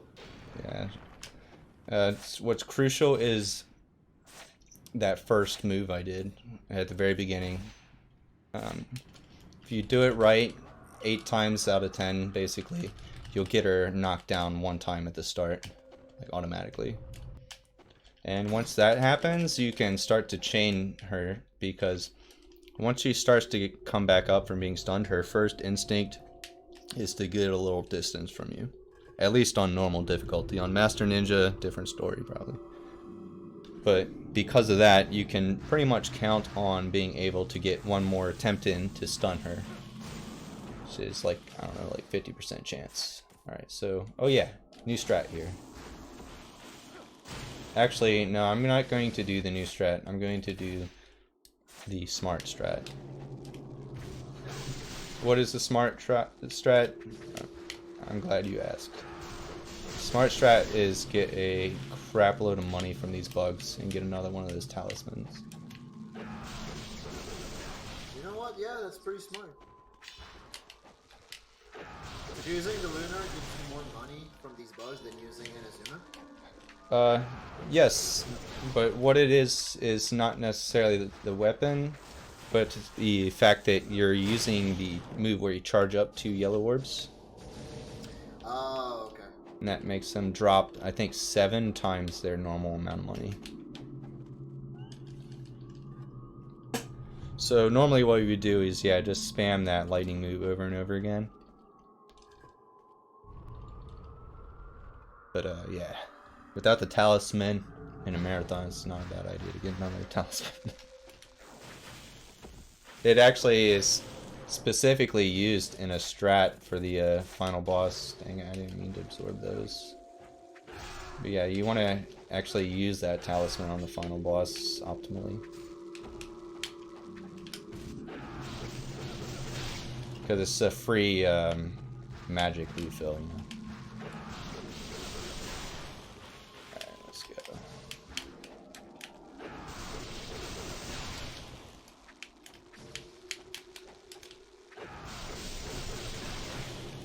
Oh yeah. Oh, that was a big one. Ooh.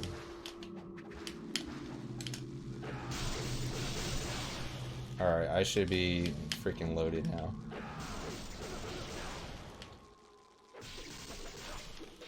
So yeah, definitely that is the beginner strat basically for speedrunners. You definitely want to do that if you can. Just use UTs, that's the move where you charge up as much as you can on those guys.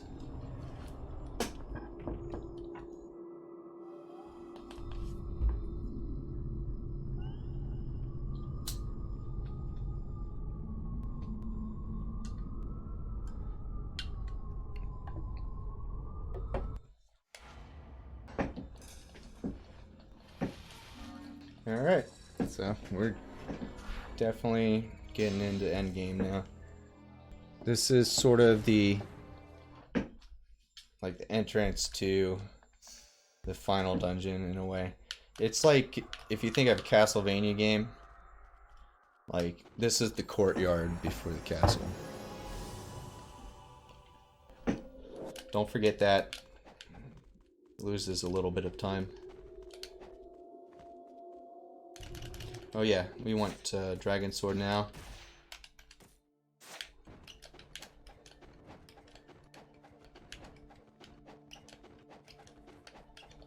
Who is hyped for the Demon Small Z running? What was he running again? I'm drawing a blank. I do not remember what he runs. He's running Mega Man Legends. Right. Hell yeah. So, get your data faces ready for that run. Oh yeah, is that the game that came from? That is the game, yep. I actually do not know much about Mega Man Legends. I don't know how often you'll see data this run, but I am pretty sure you see him at least once. So. That's awesome.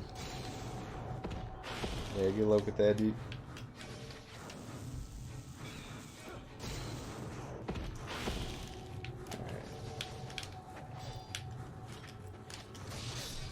Alright. Zoom a drop.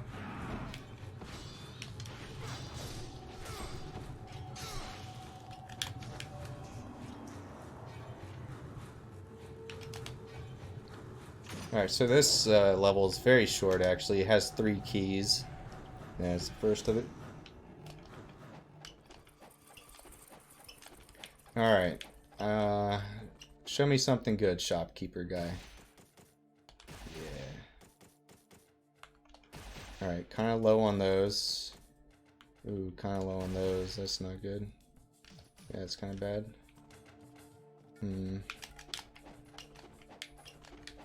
We'll be alright. Actually, yeah, I know what to do. But yeah, I have a Talisman of Rebirth again, which means that I can die and come back to life.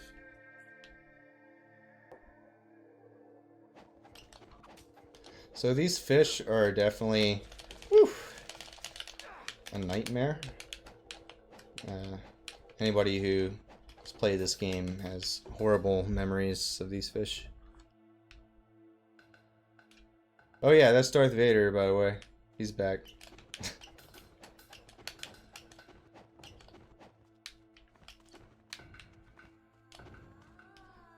enter the crab fiends. Those guys are pretty tough.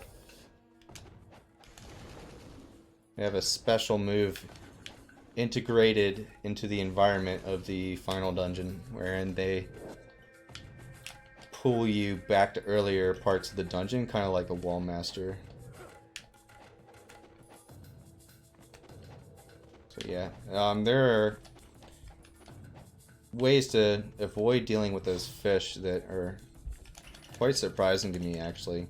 Because normally, I think people assume that you can't move past them until you fight them, because they're just all over you, and then they bite you, and then they just immediately kill you. But by doing things like running along walls, doing this swipe in the air, or even just doing well-timed jumps like this, releasing the control stick between each jump, that can also confuse them into not grabbing you. But that's the hardest thing to do, because you have to be like flicking the stick very accurately, or else you'll hit a wall, which will then like almost certainly get you hit.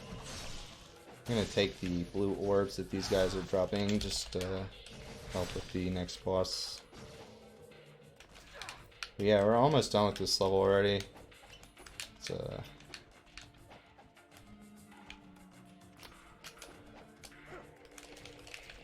It's, that was me just being greedy. I tried to do something I knew I probably wouldn't get away with. Alright, let's do this.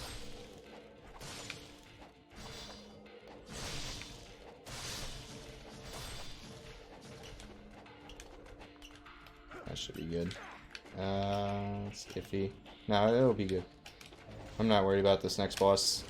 So this is... Alright, now we definitely need to use a freaking potion. Right. So this is Darth Vader Part 2.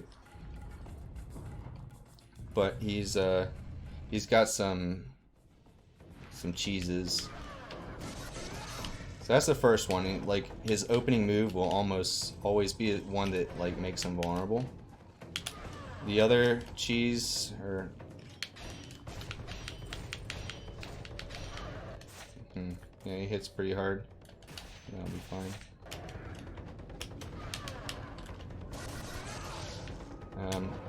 So once you have distance on him, he tends to do this move where he charges at you. And when he charges at you, you have a 100% likelihood to basically hit him without him hitting you. So as he's coming in, you hit him with Gleaming Blade. It's like what Gleaming Blade actually is. It's not one big chunk of damage. It's like 8 quick hits as you're spinning around. And those just like stun the crap out of him when he's in the middle of his charge. So yeah, this is sort of the final dungeon now. Definitely the hardest part. I'm going to get this potion right here.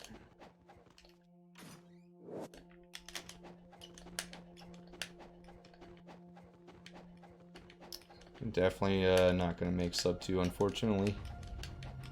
Probably looking at a 205.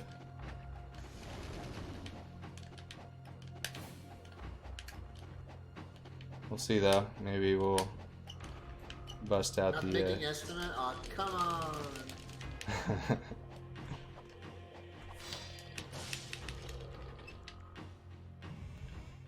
This was still a good run. Like, how long has it been since you've played this game? I mean, I played it this weekend. But other than that, yeah, I haven't actively run this since last SGDQ. Yeah. Dude, it's awesome though that some new people got interested in the game and have done some really awesome things with the speedrun. It's really advancing now. Yeah, for sure. It's always good to see communities grow.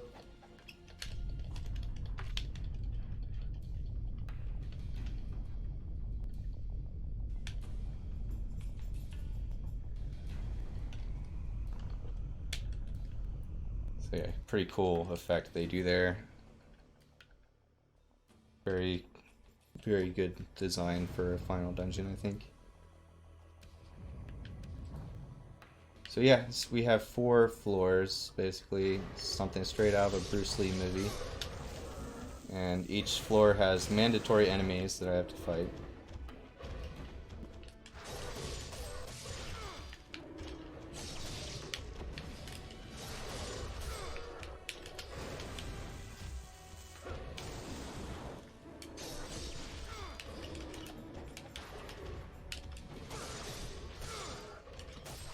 Alright, so there are 8 of these demons in this room, so you definitely want to try to kill the last 3 at the same time if you can help it.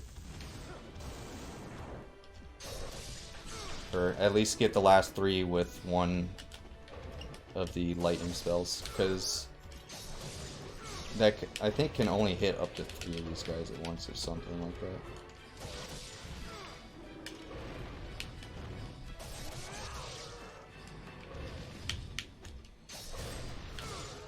Wow, did the lightning not hit that guy? Alright, yeah, it did. He seemed like he didn't have lightning damage on him. Alright.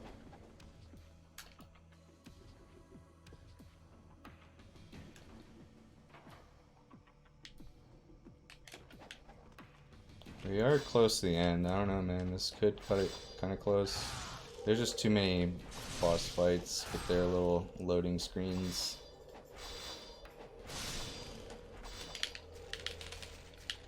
Get off.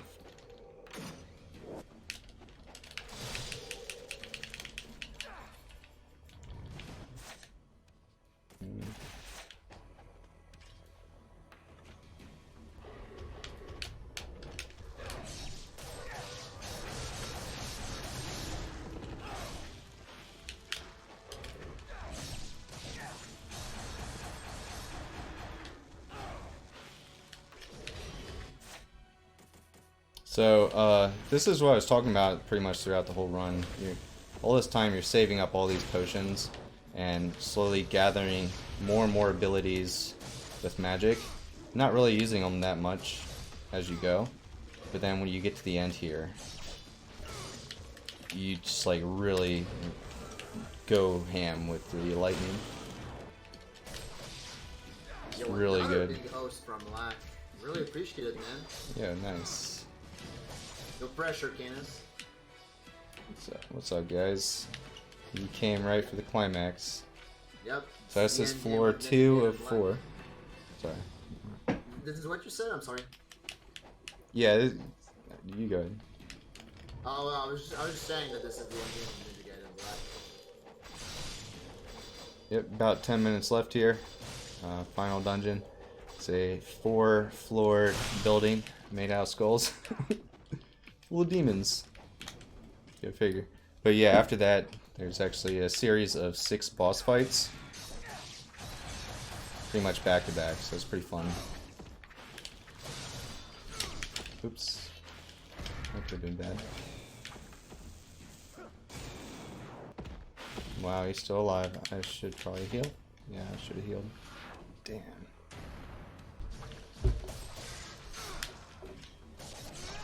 Alright, now I really gotta bring it. So that's floor 3 of 4. Please.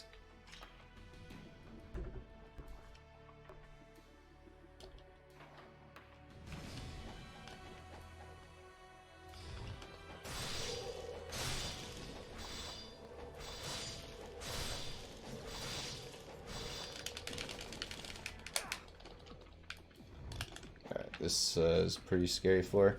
So these are the guys that can drag you down to floors below, like wall masters.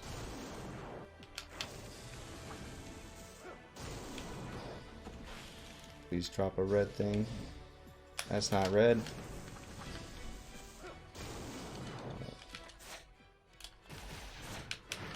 Alright, and this should finish them off. So that's floor 4. So that's it for the tower portion, really. Now it's pretty much just that series of 6 boss fights. Get hype. Half these bosses can kill me in like 1 hit though, so I'm a little worried.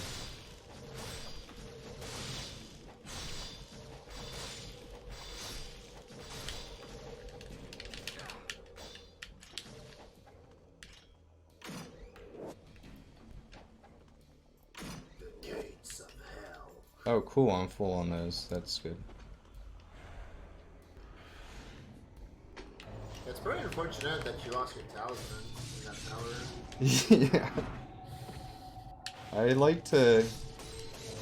I like dancing with the edge though. Like I think like deep within me, like part of me is trying to get me into like fun situations.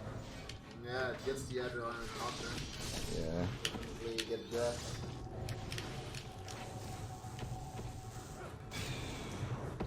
Austin rolling in.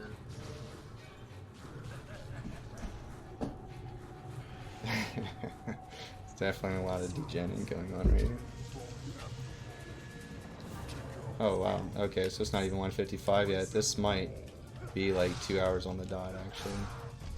There's not that much time left if these fights go well. And by these fights, it means like, what, 4 or 5? There's 6 boss fights back to back basically. Yeah. But you get a full health refill and input refill after the 5th one.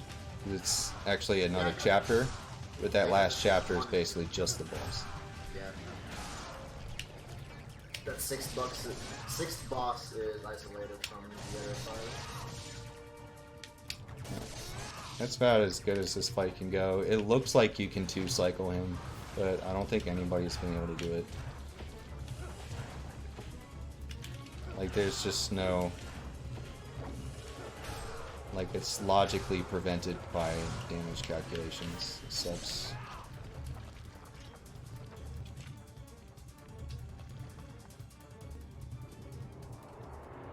Yeah, I totally just dabbed in real life. I'm not even kidding, I actually did.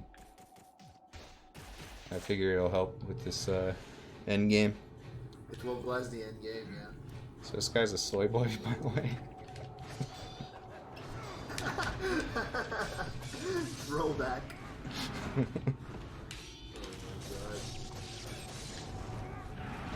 Oh Yeah, that's that Inazuma drop move. It's so fun to use. Boom! Saganite. And there you go. There's the AoE splash damage that makes it so valuable.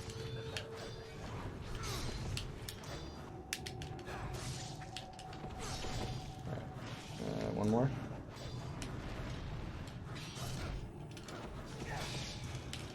Wow. Unbelievable. This guy is like Mike Tyson. Okay. Dude, he dodged like 4 attacks, what?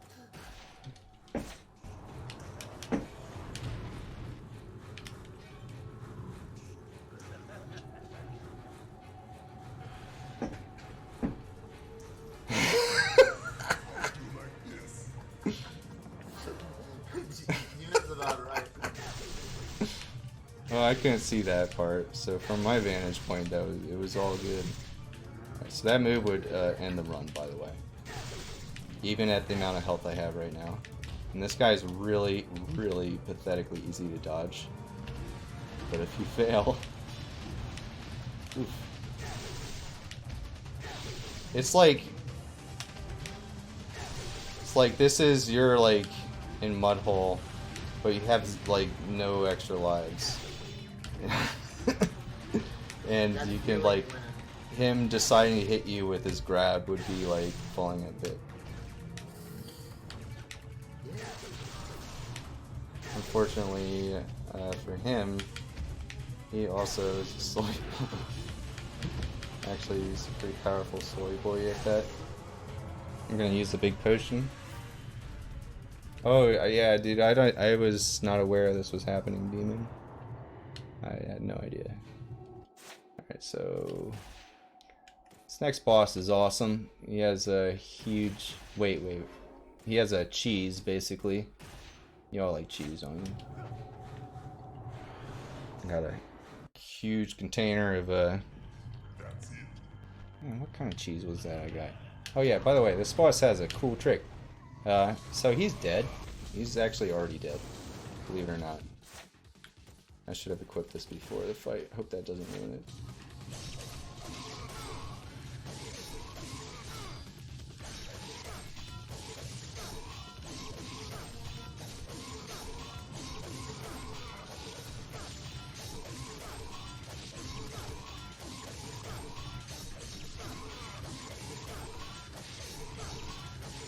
Well, don't blame me, blame the tech guy, dude.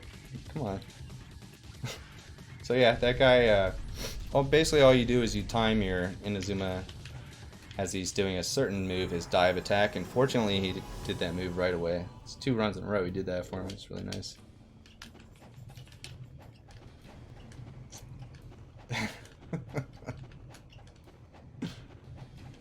Yeah, it's one of the best strats in the game.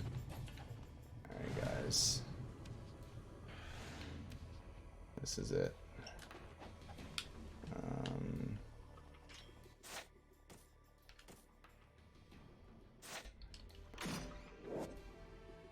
Oh shit. Alright. That actually changes everything. I'm not even kidding. Me having that last potion is why I'm still not gonna fucking save. Let's go. Land with fire, alright. Alright, so final 3 bosses naturally do the most damage of any bosses in the game. Actually, I want to see what supplies I have here. 2 of those, that's pretty good. Ooh, 4 of those, that's really good. Alright. So, this will be good, actually. I'm pretty confident this will be fine. Hope he opens with his horizontal swipe.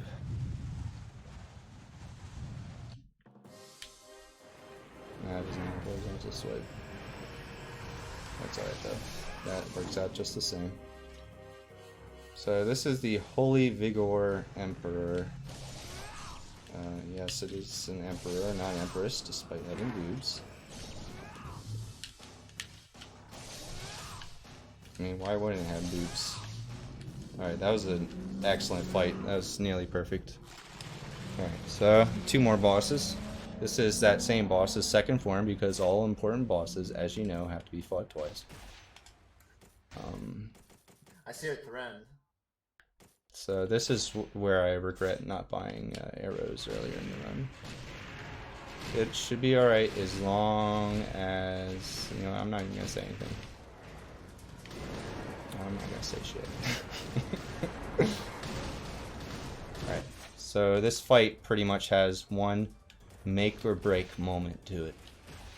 It determines everything. Which then determines the entire run. It's this right here. Alright, that hitting is what I was talking about. So that's very good. And that means I should have just enough projectiles to finish this off. Unlikely to take really any damage in this fight, which is great. But after the fight, there's going to be a full health refill anyway. Alright.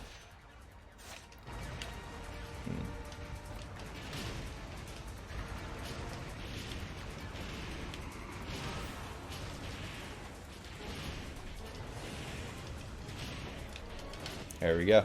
Alright. One more boss.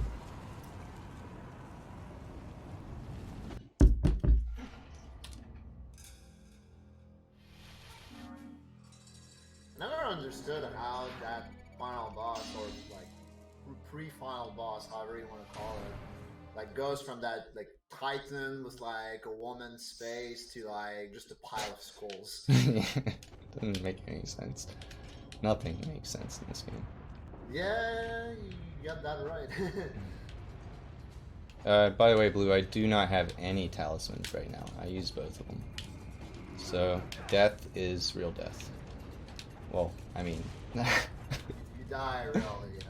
If you die in the game, you die in the slightly different version of how you're thinking of the game. What?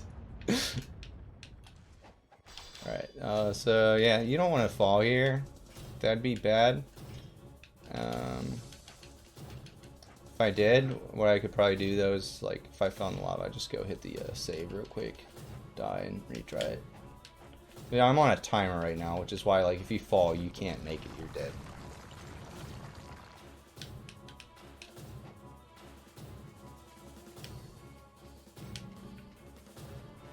Boring anime plot? What the fuck are you talking about? What the fuck is he talking about?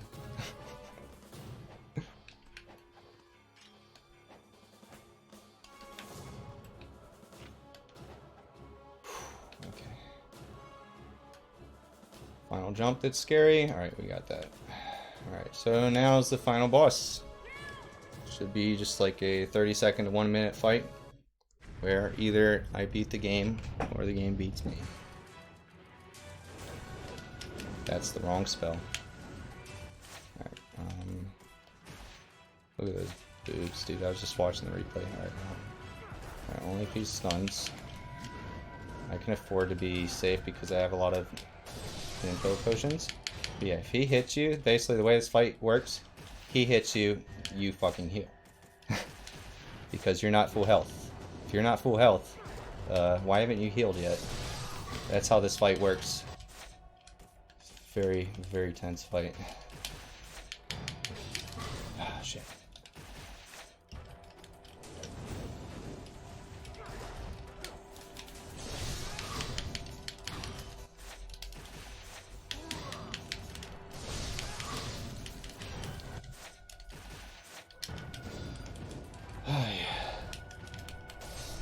Oh no, he's doing a special move. That's actually good though, that gives me a moment to collect myself.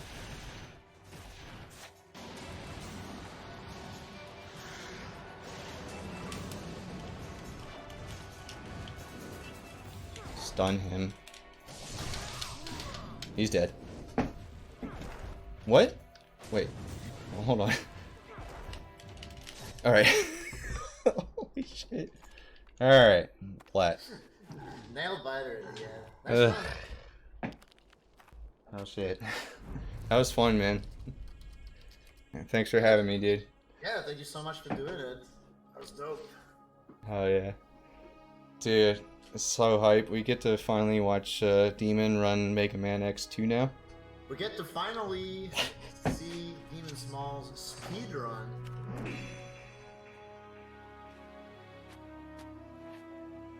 Oh man, that was really fun. Yeah. Hope you guys enjoyed it as much as I did. Yeah, guys, thanks for watching, and thanks for supporting this marathon, man. Good luck with the rest of it. Thank you. Yeah, next we have Mega Man Legends. Demon Smalls, don't go anywhere.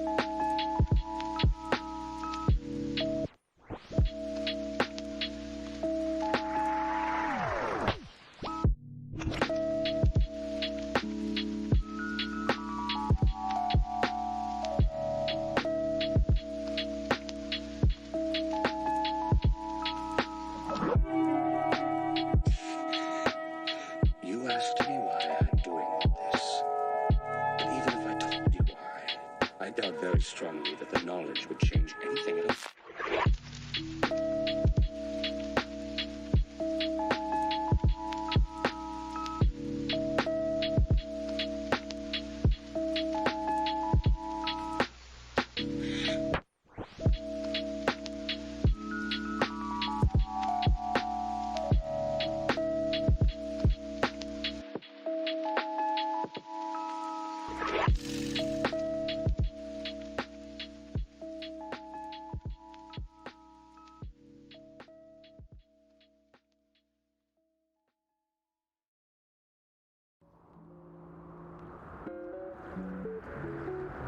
just want to ask you one thing. What's that? Is it for the girl?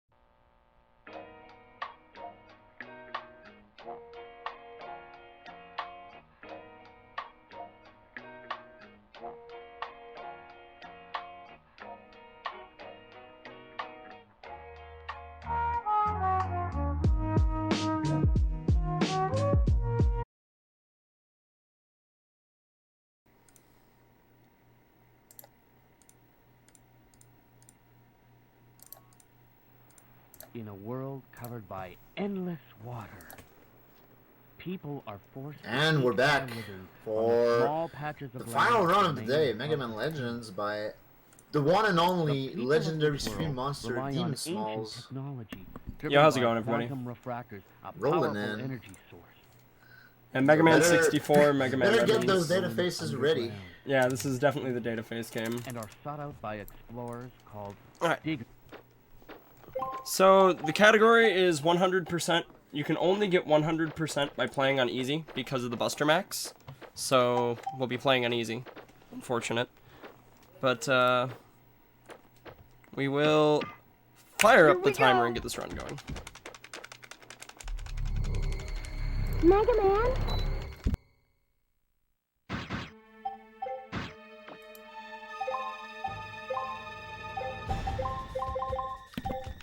Alright, little menu there, quick. Black timer, third run today with a black timer. Yeah, dude, Blat splits the truth. Yeah. Actually, I Alright, sure so- hope that this one will go underestimated. Oh, it Turn will. right there. So, that menu there was to equip the jet skates and the Buster Max. It's one of the only equip menus I'll be doing during the course of the run. Jet skates are given to you at the beginning of the run on easy, as well as the Buster Max is an easy exclusive item. You unlock easy mode in this game by beating, I believe it's hard in under 6 hours. So, it's not like you can do it from the start. Jet skates lets you move pretty fast, and the Buster Max trivializes basically every bit of combat in the game. So we're just rolling through this place, blow up those switches, put up a gate over here, Mega ignore roll as we can.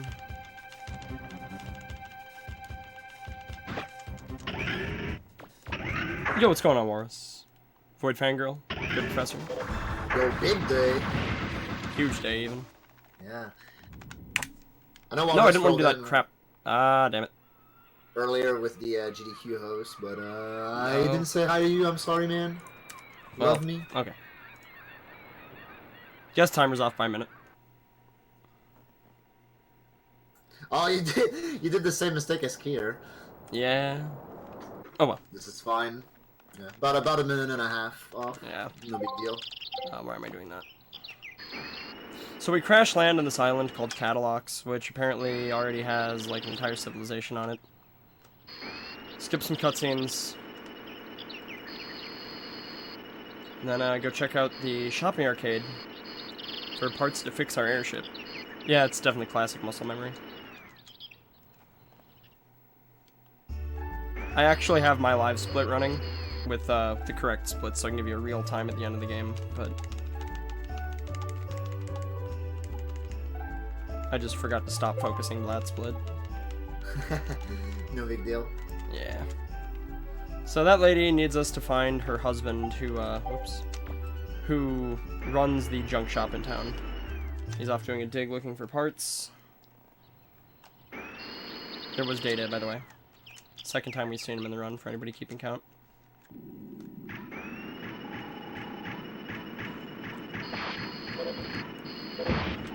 You gotta blow up these snake robots in this room, because the dude is terrified of them. There's actually one outside of the room, but as long as it doesn't enter the room, we can talk to him and get him to leave. So the requirements for 100% in this game are to obtain all of the Buster parts, special weapons, and special items, as well as complete all side quests. So the first Buster part we can find was in the tower, but you can buy that one later, so we skip it. The one that we just grabbed, though, is not viable, so we have to grab it in that room there.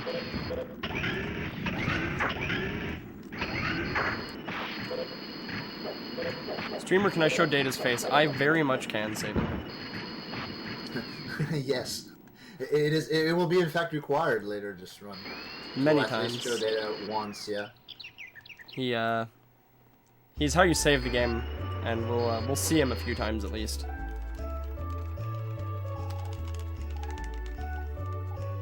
So, they give us their car outside of town, which is beat up. I don't really know why they think we want that. And they also give me a mine parts kit. And then you can, tell them your name. And I'm gonna go with Hippopotamus for the memes, because it costs like half a second.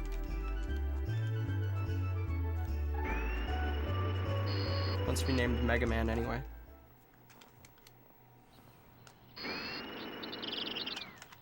Run over here and talk to Roll. Yo, it's Data.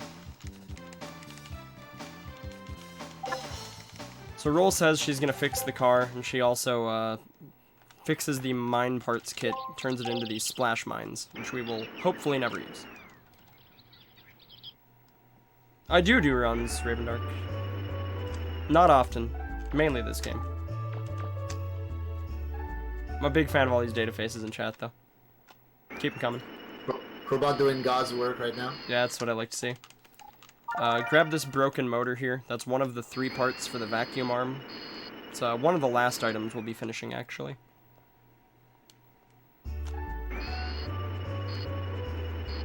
So now we're in town to tell our grandfather that there is a pirate attack coming, and he needs to get out. Skip another cutscene.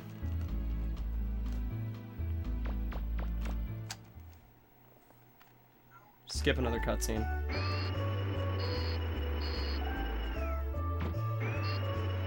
The start of this game is pretty slow, as well as the couple of times that we have to do significant stops for side quests. So this cutscene here, you don't have to watch it in the Japanese version. You can just kick the dog and it saves a shitload of time. Can't do that on you. Hey, cut it out! You have to watch know the you first can't half of this treat girls cutscene. that I am way. mashing start as hard as I can, and it's not letting me skip it. So, Hey, hold on. Down, boy. Down! as soon as it zooms in on the dog, it'll skip, so.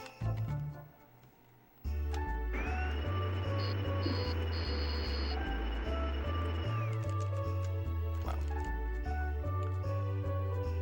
For some reason, that's the only dog you can't kick in the U version.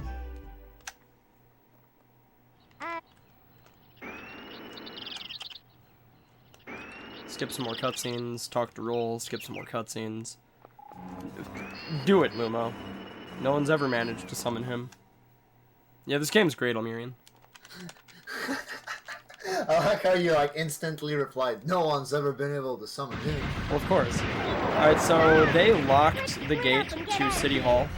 You'll never get the key from us. They say we're never gonna get the key from them, but we got it pretty quick. So then Tron Bond jumps into this giant robot, and we're gonna stun lock it and kill it. Then I'm gonna split, and I'm 14 seconds behind because I'm bad. Yep. So now we're gonna go into City Hall and try to save our Gramps. Pull up some more robots. There's 3 flying dudes here. We want the 3rd one to be right behind us right now. Yo, nice.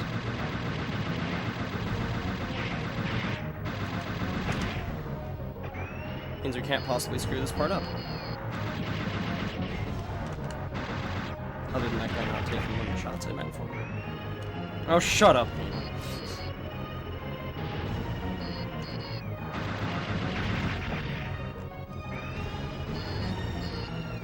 That guy blew up a fence. It's unfortunate.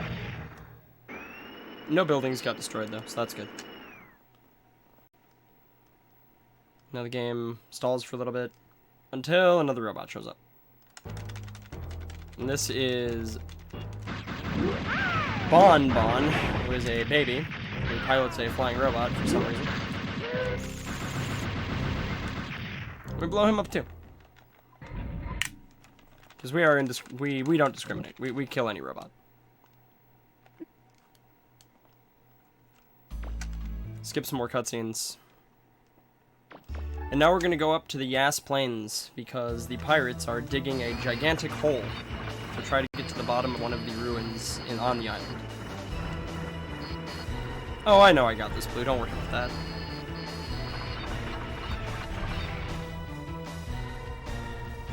That's a once in a lifetime opportunity, Chalmers. Yo, it's our boy Data again. What is the lore on what, Basement?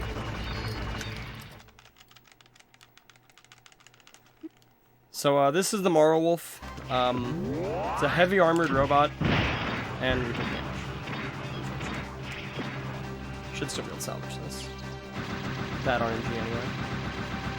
So you can damage him by shooting him in the cockpit.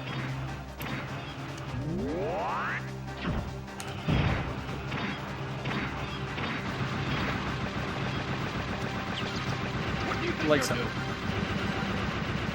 And not only did we fail 0 cycle, we failed 1 cycle. But now he's dead. What are you standing Yo, thanks, Blue. for? Put out the fire! Put it out! Another blue. Fire extinguishers. Blue Metal's one of the legends of speedrunning this game. Oh, nice. It's inconceivable! I don't know, could a going little back in. punk like that ever defeat me?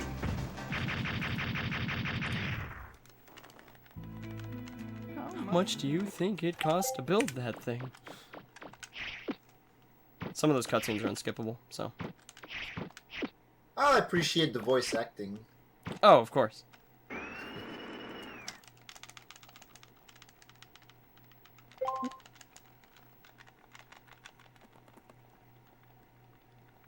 I'm about 40 seconds behind now. I love it.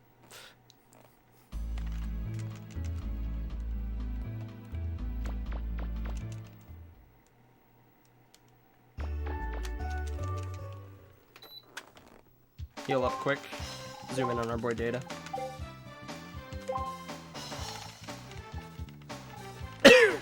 Yeah, Paco. Shoutouts to Heelys.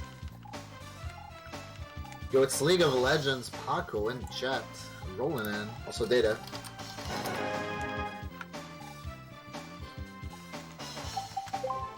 So, for anyone who likes to play this, or to watch this video game and think that it's going to be a fun, pure speedrun where I don't cheat or do anything illegal at all, sorry, you're wrong.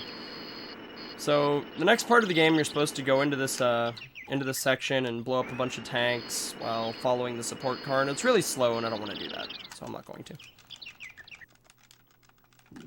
Instead, we're going to go over this conveniently placed set of ruins. And, walls are only suggestions. Click back in bounds.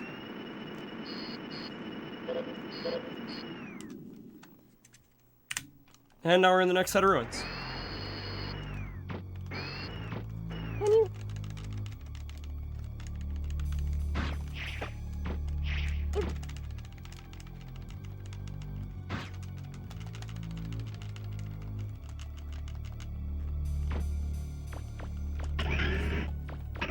Streamer, why did I cheat? Great question.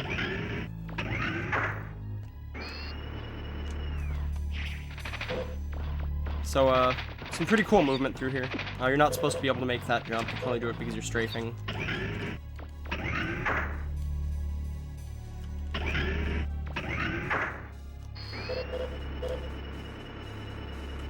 So we have to find three starter keys to open up the big refractor at the start of this place. One of them is in that green chest. Since this is technically an auto-scroller right now, I'm gonna grab some of the 100% stuff. The old doll and the grenade kit for the grenade arm. There's something there. It looks like some kind of compressor or something. Good on health. So now we'll just wait. Not only the game, but yourself. Nothing was lost. Nothing was gained. Classic me. Cheating yourself, monkass. Yeah, true enough. Did you find anything?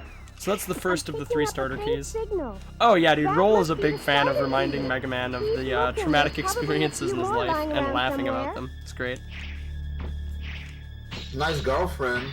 Something like that.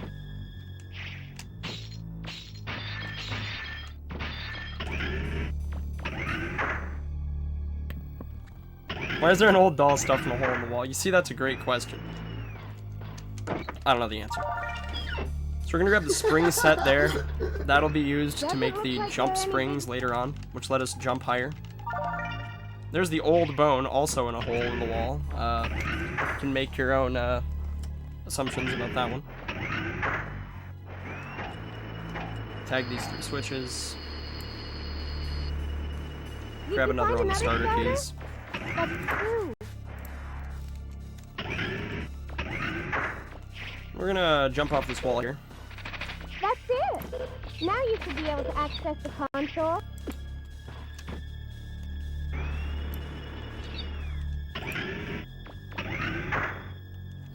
You want lore. Oh, don't worry. We'll get the lore later.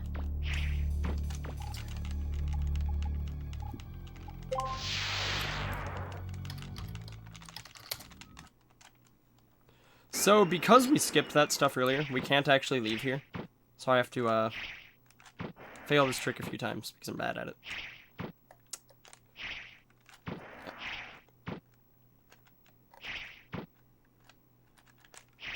Nope. This trick is Kuso. You have to run forward while strafing left at a 45-ish degree angle and catch the ledge, like that. I think my PB has me failing it like twice, so.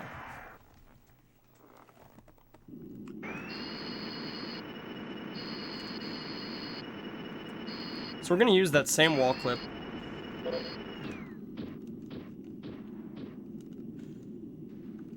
Drop in over here. Yeah, just RNG manipulation. Something like that. And, we're now in the final dungeon. That's pretty cool. This place is banging music. Already ponders.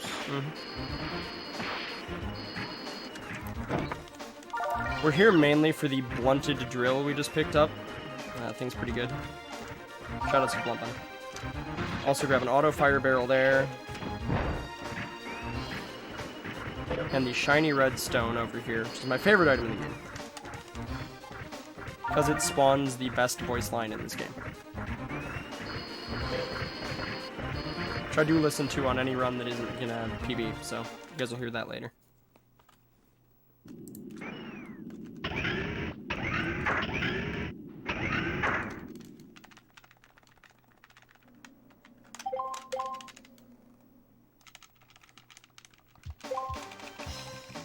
So the yellow refractor isn't enough to fix our airship, so now I need to find something to do with it.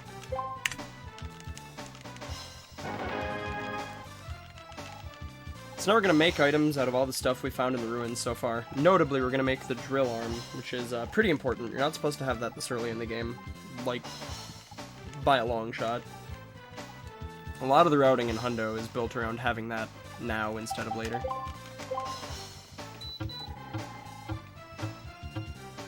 So we're going to equip that. And we're going to head up to start some side quests.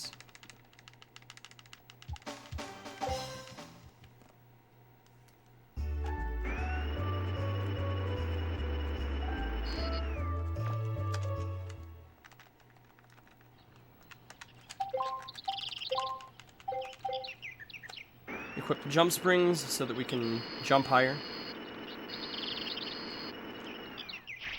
Quick alley-oop over here.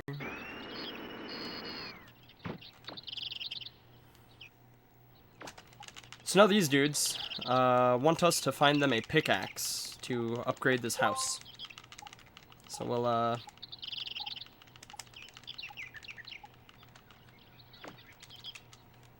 run and find one of those for them.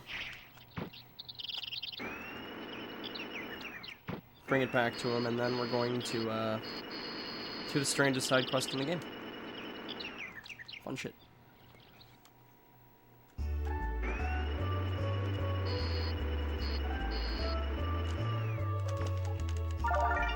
The guy just gives us his pickaxe. No questions asked.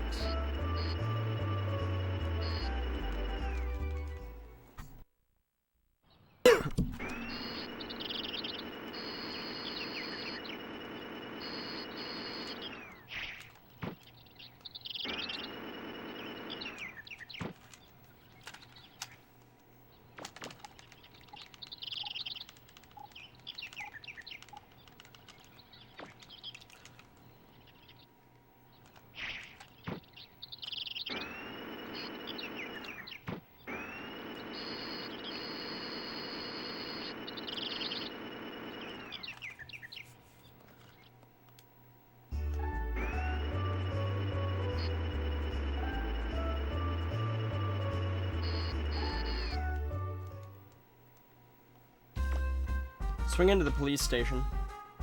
We're gonna talk to the police chief. Twice, because for some reason the first time he just talks to you about stuff.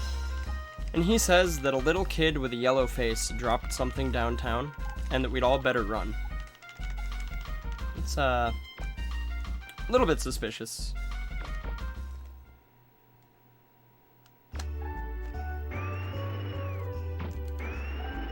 Oh, his mustache is fantastic.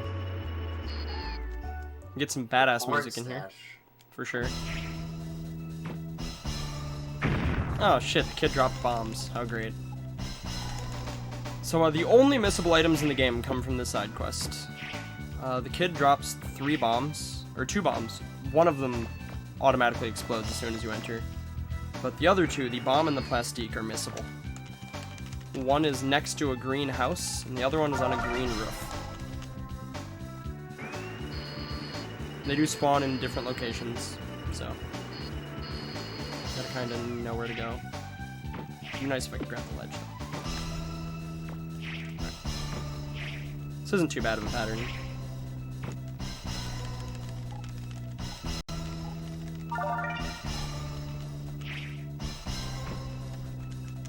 Rolling out. Oh yeah, just grabbing live bombs. No big deal.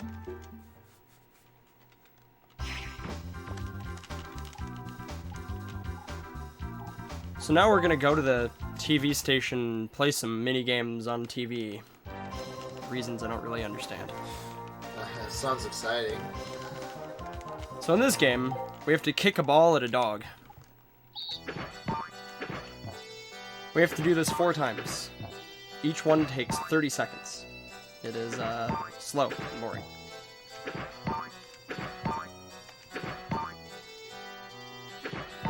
Yo, thanks, Clan. Have a good one, man. See you, Glenn.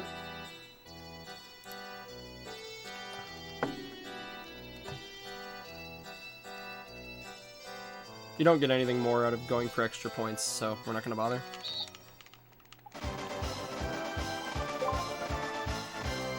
Calling PETA? Alright, go for it.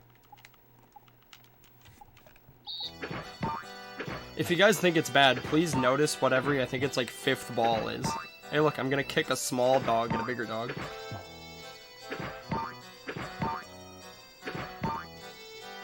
Like, I have no idea what the lore behind this game is.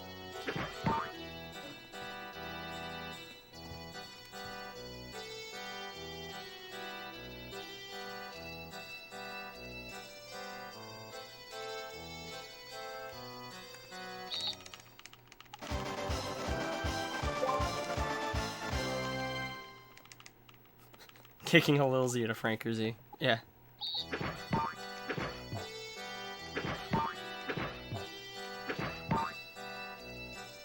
The only real tech in this game is to get to the small dogs faster because they're worth an extra point. Man, kicking the small But dogs. it's really, really easy to get the, A rank requires 16 hits, and it's super free to get 16. This game Yeah, is I have for no monsters. idea why this minigame exists.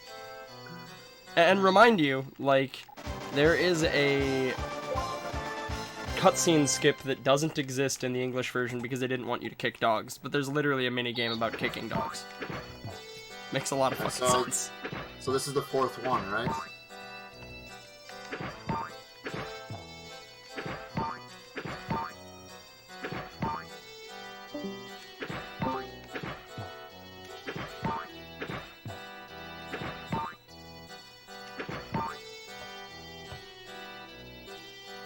You kick my dog. Classic. Alright, so by doing that 4 times, they give us the Zet Saber. So this TV station not only likes us kicking a dog, wants us kicking a dog, but they give us a sword for it. Real mature. So next game we're gonna play is Balloon Fantasy, where we have to shoot a bunch of grinning red balls. This game is completely trivialized by the Buster Max, so Nice, dude.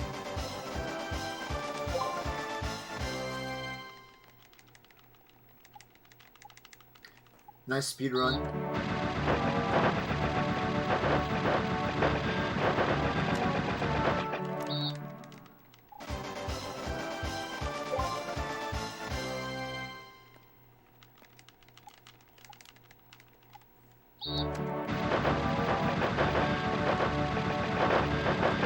Also, the music that plays during Balloon Fantasy is incredible, so.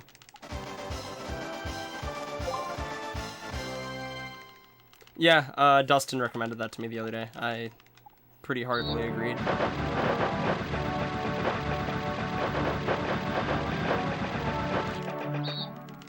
And this game gives us the Mystic Orb.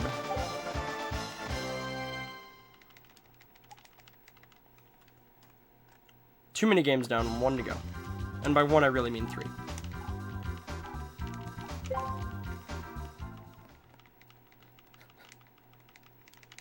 That's fantastic, Chalmers. You're a genius.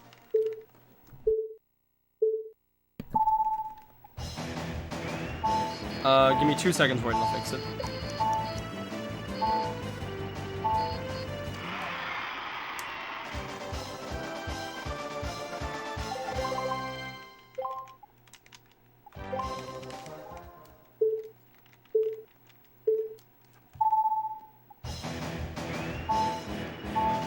Check.